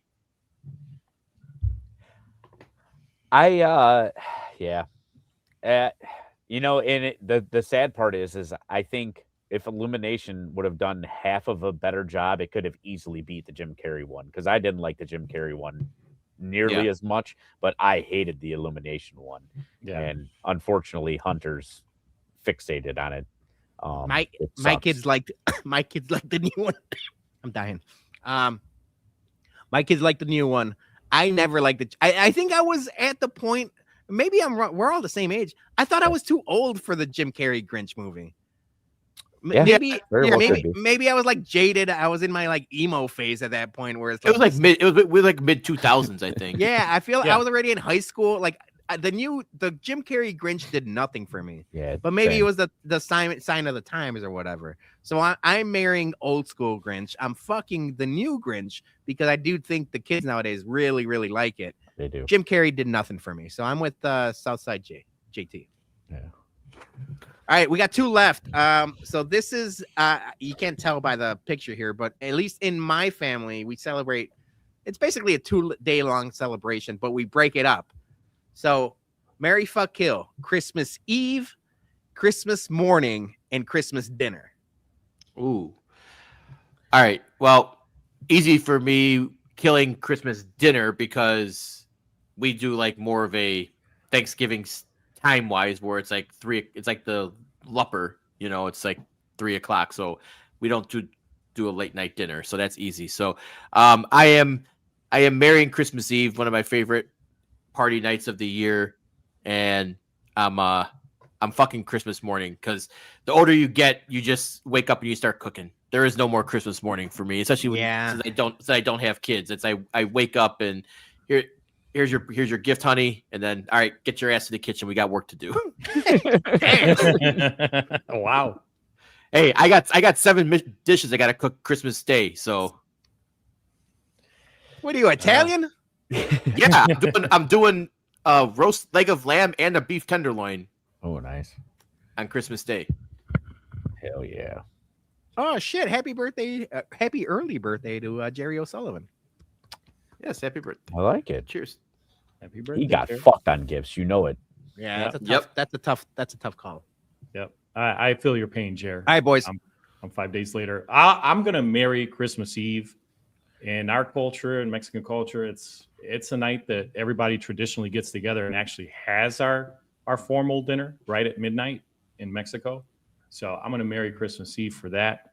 I'll have fun with Christmas dinner because I'm going all out, and the tamales are like the tamales and ham in our house. Mhm. That's normally what our go-to was there, and not to mention, tios trying to swindle beers and tequilas all over the place, and it's always a fun time catching up with family at Christmas dinner. So that's my F.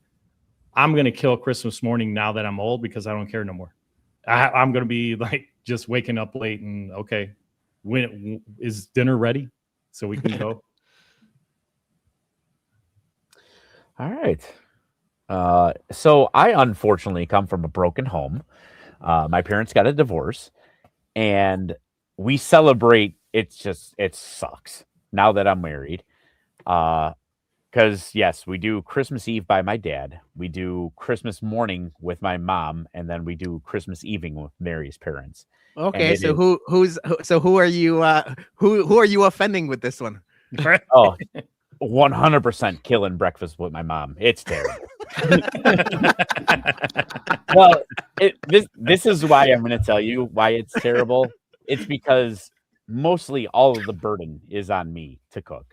Okay, so I have an excellent time with my pops the night before, and as some of you know from the watch party, he likes to have a couple soda pops like I like to have a couple soda pops. And we usually have way too good of a time on Christmas Eve, which then translate into me being hungover as shit on Christmas morning and hating life. And then it rides into all I want to do is go to sleep and don't want to go to the in-laws. So pretty much I'm marrying Christmas Eve and fucking killing the other two things. Just all of Christmas. Yes, all of Christmas. Dead. Yeah. If you were to ask me as a kid, of course, Christmas morning is the move. Christmas morning, open the gifts. That was like the time to be alive.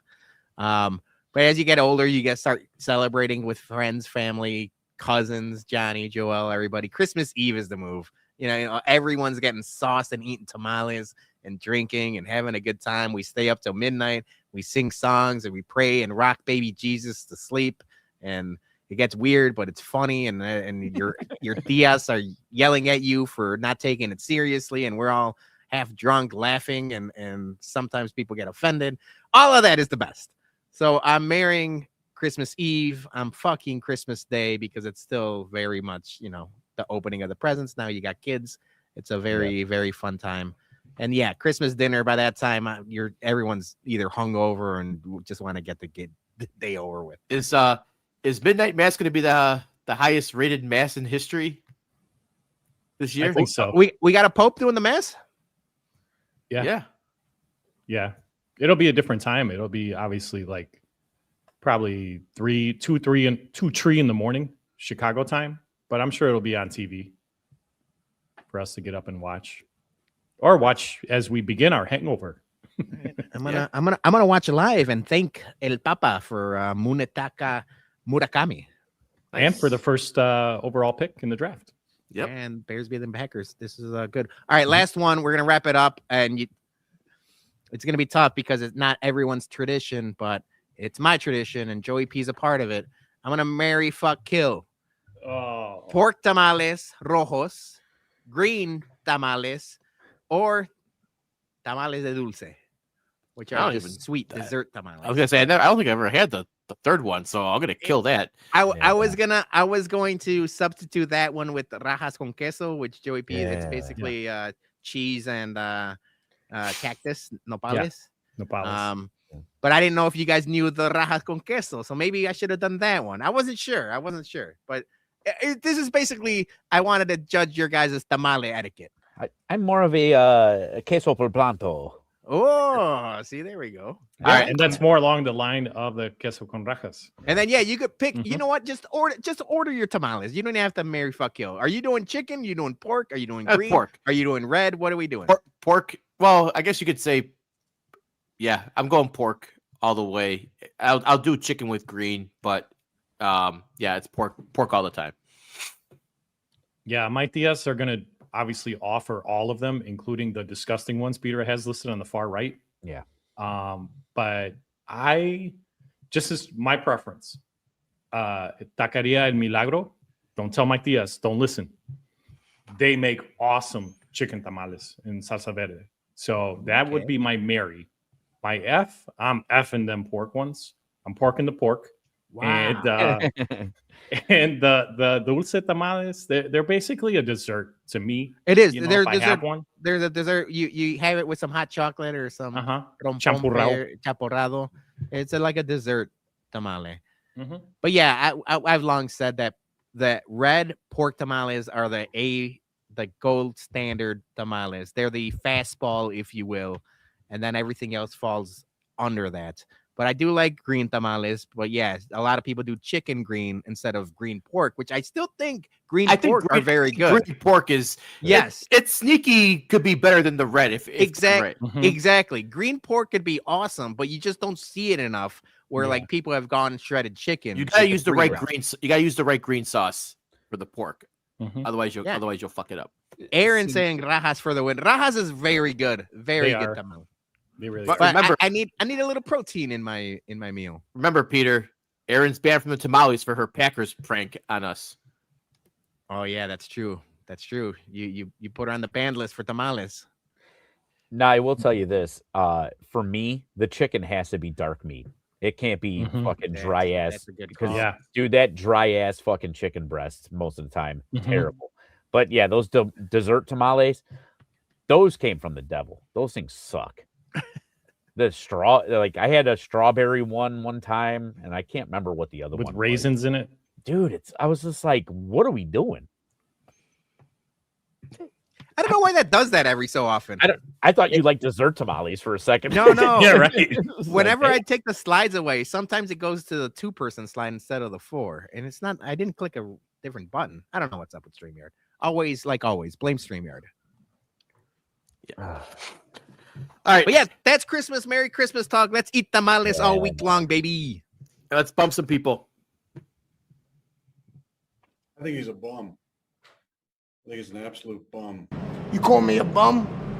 My man, I take that with pride, with honor, that I'm a bum. I'm the king of the bums, baby. Because you're training like a damn bum, you know that? Bum. A bum. All right, time for listener bums and MVBs. First up is King Ass, Sam, MVB, Bears, Bears. and the Steelers for the help. I'm not gonna give that person a name, say thank you, but I will say thank you, Steelers, for the help. Got us into a guaranteed playoff spot. Bum of the week, weekday holidays that don't get extended into the weekend. That's what PTO's for, my man. Yeah, are people working Friday? That kind of gets shafted, right? Yeah, you gotta use it as a personal day. Yeah, that sucks. Yeah. That's the end of that Steelers game was fucking bananas. Yes, it was. I was like, I don't know what's gonna happen here, but my house might blow up. Like, thank God for those refs. The ref show actually did me a solid for once. Yep. Jeff Bartlett, bum. Keeson Nixon for that bitch move on DJ Moore during the first quarter. Yeah, that should have been a fucking easily unnecessary roughness penalty. Bullshit that they didn't get that. The Bears didn't have that called for them. MVB Nixon for getting beat on those 2 touchdowns and the Bears scored. Yeah, got burnt. I love it. Karma. Father Zoe dropping on MVB this week. Yeah. Bum of the week: the clowns on ESPN Milwaukee. You work for ESPN. Stop rage baiting. At least I hope they aren't really that bad. We're gonna talk about that in a couple minutes. Yeah, as well. like minds think alike. Yep. Brett Hafner, MVB, Murakami-san, and the bartender for recognizing my pain at the end of the loss. We don't feel sorry for you, Yeah, we Brett don't feel sorry Hafner. for I'm a big fan of you. You're awesome during baseball season. You kind of stink during football season. Yep. Bum of the week: Packers fans who don't know what they're talking about. I agree with you, Brett Hafner. Yep, that's it. I take back my previous Yeah. statement. Your You're good. Week is an MVB take. Yeah, that's good. Good job, Brett Hafner. Yep. Oh, we got a super chat. Oh, all right. Let's pull up Jerry, MVB, Bears and Bums. Another successful year of podcasts and great tailgates. We will be dropping our tailgate list pretty soon. Yeah, I'm thinking a little Christmas gift for everybody. We're gonna be dropping the dates. Maybe Yep. Christmas Eve, maybe Christmas Day, maybe the next day, depending on when I feel like doing the graphic. The dates are locked in. I think people are going to be very happy with the dates this year. So Whiskey at Comiskey release coming very very soon. We have to announce the announcement, everyone. That's what people do now. Like the NFL schedule where they announced the schedule announcement. Yeah, That's exactly We true. should But we should write a thank you. letter.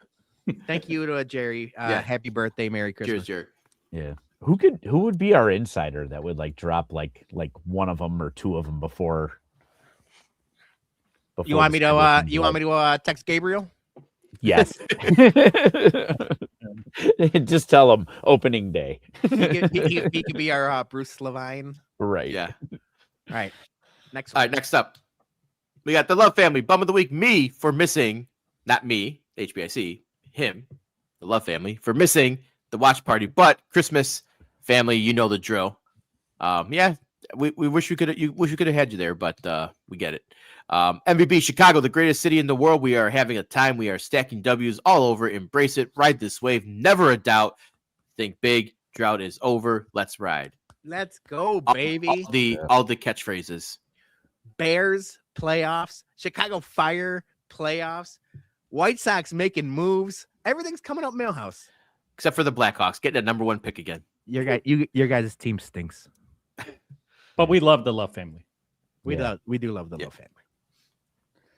JT, bum of the week. Jerry for having to have Brooks and Getz explain baseball economics to close Mooney deal. We didn't get to really touch on this, but apparently Jerry needed a slideshow presentation to be convinced to sign this guy.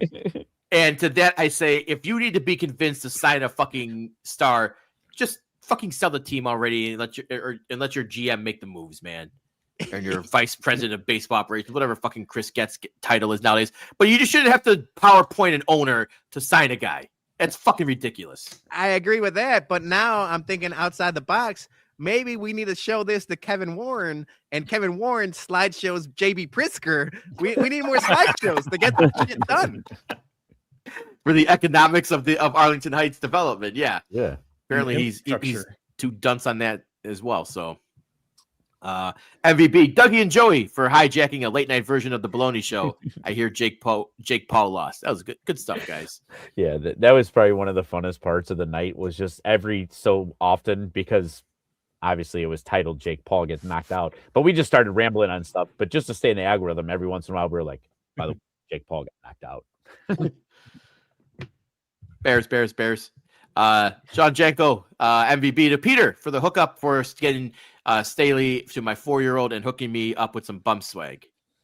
Yeah, Merry Christmas to Sean and the family. He asked me to. It was a nothing. He asked me to pick up a Staley the Bear for his kid, and I gotta give credit to Joey P and Sandy. They were there with me. We all picked it out together because there was some Staley the Bears with like sideways teeth and kind of like all raggedy. We picked the best one. Yeah. But yeah. I Didn't need the one sent that them looked like Fang or whatever his name was. I sent them a couple extra goodies from the basement. Nice. His bum of the week is CHSN for not letting me log in to watch Muney's press conference. They gotta get that's shit that they gotta clean up, man. You can't have a network and then not let watch the press conference for him. I mean, I feel bad for Sean. He just is like blacked out of everything. It's like every other week he's like he can't watch something because of blackout restrictions. It's tough. I've seen it. Brutal. Joey P. Bum. Joey, for worrying me, scared me not seeing him next to me at 3:30 a.m. because he was in a live 4-hour podcast. Ooh. Joey, I'm in trouble. Yeah, you got in trouble for that one. MVP is Turkey for organizing a great Sunday double date. Looks like fun times. Bums and the Ramova team for putting together some great watch parties, and the White Sox Twitter community for making me feel as part of their family. Good stuff. Yeah, it was good. And that is the last slide of the day for our, listener submissions.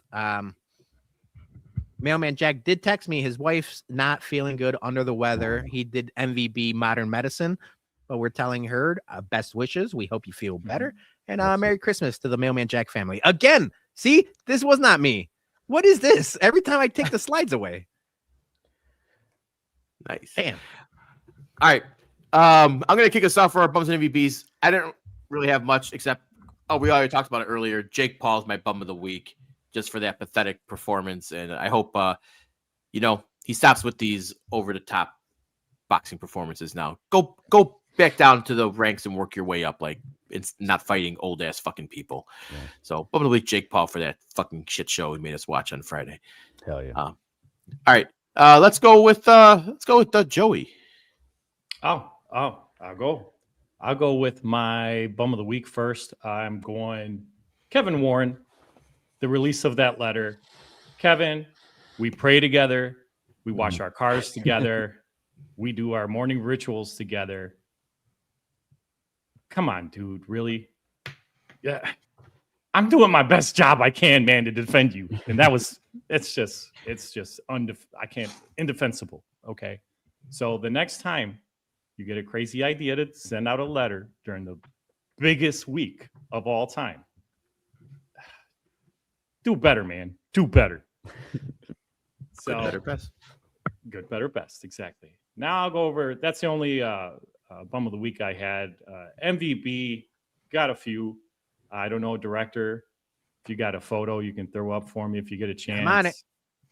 My guy, Gordo. Dude, it was great hanging out with you. You're amazing. Great to see our guys doing better. I can say that. I saw it with my own eyes. He's gaining some weight here. He's here for the long haul with us. So, love you, my guy. Yeah. Thank you for the surprise you left me under my car. I can't say what it was, but we appreciate you and love you for that. So, Gordo, MVP number 1. MVP number 2, I have to thank, of course, everybody that came out and helped us make Wisconsin, and let me drink some more of their tears. Everyone who came out and support the Chicago Sports Bums and attend everything. This watch party was a massive success, I'll say. Again, the Ramova Loft was jam-packed to the gills, as we had expected. We even had to bring out some sofas from backstage green room just to make sure everybody was comfortable right in front. Yeah. So it was an amazing time. Thanks, obviously, to Tyler, Road Dog, everybody, the entire staff. It was top notch as always. Can't wait for the next one. And I would just have to say, again, I know, Dougie, you were saying this ad nauseum, but it's absolutely true.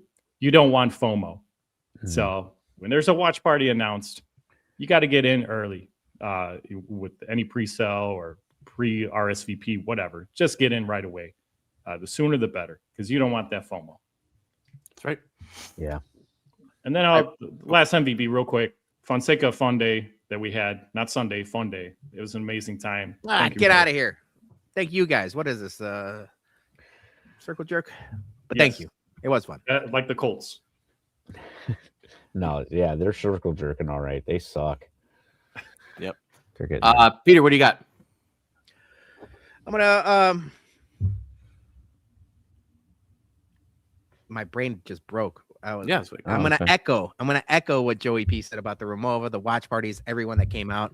I can't stop watching this, so I'm gonna play it one more last time, and that's gonna be my MVP. It's everyone celebrating right here, losing their mind, especially the girl that I don't know who it was. Maybe you guys know. I'm not familiar with who it was, but she didn't care that she dropped her drink. She spilled every last drop of the drink during the last play. Keep an eye on the lady to the right.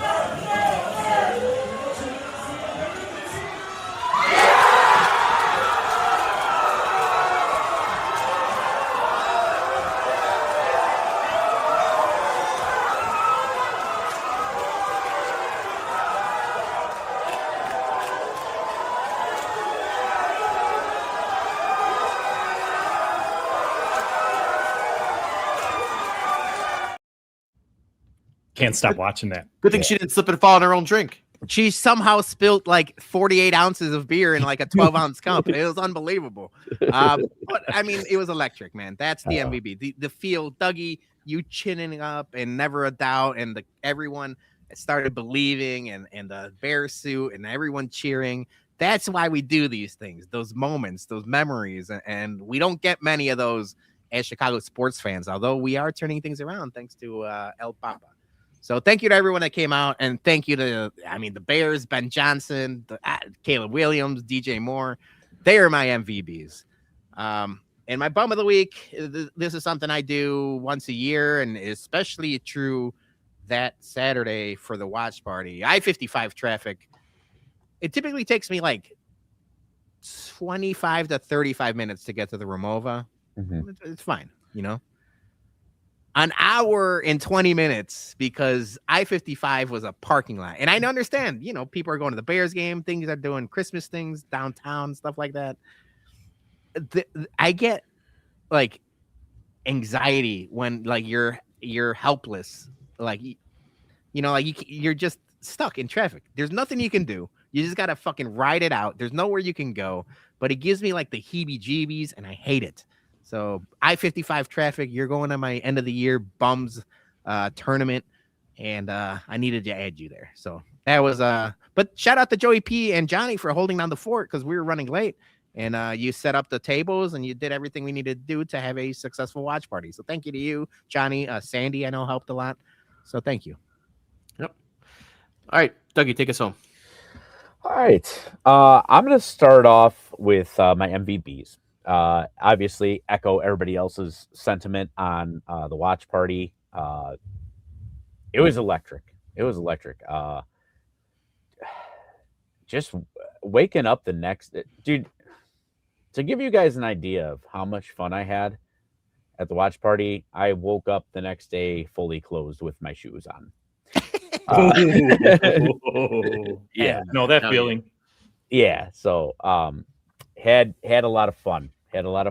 I cannot wait to do it again. That moment that me and Peter had at the end of the night, basically thanking everybody and then asking them if they would love to see a watch party for the playoffs, and hearing the reaction. That's what like rock stars feel. It's like that crowd is feeding off of whatever you're saying, and they're just waiting for the next words to come out of your mouth. And it was just an amazing feeling. So MVB to that. My last MVB, and I know he's getting dragged in the comments right now, and probably rightfully so. We're not watching the game, but it goes out to Phillip Rivers. Phillip Rivers, the man played the system with the insurance scam that he's pulling right now. I gotta give him his kudos, man. Yeah. And in case you weren't aware, NFL players, after they are vested, veterans, they get a 5-year full family health coverage that was supposed to end on January 1st of this year, but because he's come back and played these couple of games, it resets for another 5 years. My man's smart. He's got kids. He got a lot of kids. Yes, he does. So I got to give him his credit on that one. I mean, like, well played. Yes. The bad aspect of it is if he does end up making it to the Hall of Fame, he's going to have to wait a lot longer now because that clock just reset, which I don't know if he's a Hall of Famer or not. But anywho, on to my bums. I'm going to start off with my first bum. And I don't want to say I'm going to make this short and sweet, but I'm just going to say that boneheads versus bums this year. There was so much shit talking. because 3 boneheads made it into the playoffs this year. And I think there was a little bit of shenanigans that was going around to make sure that I faced Jose in the first round to try and get me knocked out. Well, guess what? You fucking boy put a curb stomping on this dude. Absolute curb stomping on him. And he's having a hell of a night right now. Brock Purdy's getting him 35. Pierce is getting him 25. McCaffrey's getting him 30. The San Francisco dude's getting him 16, and he's still losing by motherfucking 20 points.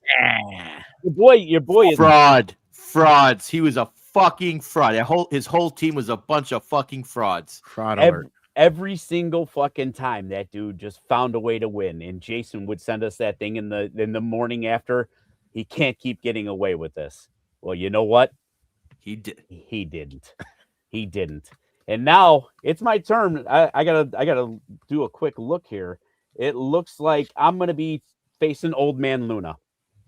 So it looks like I'm gonna be facing Old Man Luna unless something changes here in the last couple minutes. But yeah, battle. So I got to defeat Taco on Friday with the Mick ripoff, and then I got to take care of Luna. You're going through all the boneheads, baby. I love that. You know what? Jose fucked up he kept on puffing his chest out and bragging every week. Regular season don't matter, man. Mm-hmm. That's what you do. Battle of the Beardos. So exactly, he's a big old fraud. All that time in first place just to get knocked out not locked out, but knocked the fuck out. Curb stomped first round. All right, you beat Luna, I beat JT, and then we come back here and celebrate on Monday. Right. Knuckles. Good job, guys. Now, speaking of frauds, my last ball. Oh, we're not talking about Jose anymore. I thought we were still talking about Jose. No. We're talking fake fantasy fraud. I'm talking real life fucking fraud. Real life fraud. Milwaukee ESPN, specifically, Ben Burst. That fucking fraud. That Bears fan. He is a Bears fan. All the tweets came out about him. He was talking all this shit. And that's why I asked you guys at the beginning of the show, how much is your sports fandom worth? Well, you know what? I did a little digging. I found out how much his was worth. $68,500 a year. That's how much his sports fandom's worth. You fucking sold your soul to the fucking Packers for less than fucking $70,000 a year. How do you live with yourself? How does ESPN think it's a living wage? Because in Wisconsin, he's living like a millionaire. That's true. Exactly. Because it's fucking podunk up there. Yeah, where did he grow? He grew up in Mundelein or some bullshit. He's from here, right? Yeah.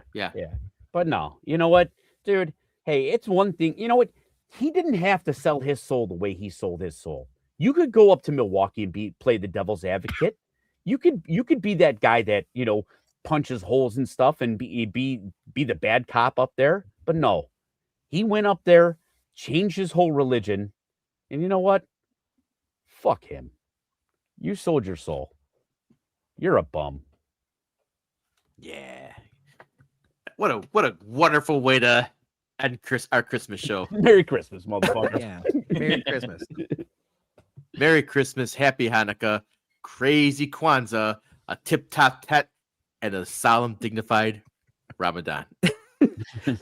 That's our show, everyone. Thank you for joining us tonight on this extra long holiday edition of the BumCast. We appreciate everyone who liked, who commented, who super chatted. We especially appreciate the super chats that got Joey to swear. Yeah. As a reminder, there is no baloney shows. But we'll be dropping some Sox talk with Sean W. Anderson. We got the happy hour. Dougie's going to be eating some McRibs against Taco. Are they still McRibs still there? Are they haven't got taken out the stores yet, right? It's January. All right, let's do it. So we got some good stuff on there. Until then, everyone have a great, wonderful holiday season. Have a Merry Christmas, and we'll see you guys very, very soon. Cheers. You know where we'll see you? Playoffs. Wisconsin tears. Playoffs.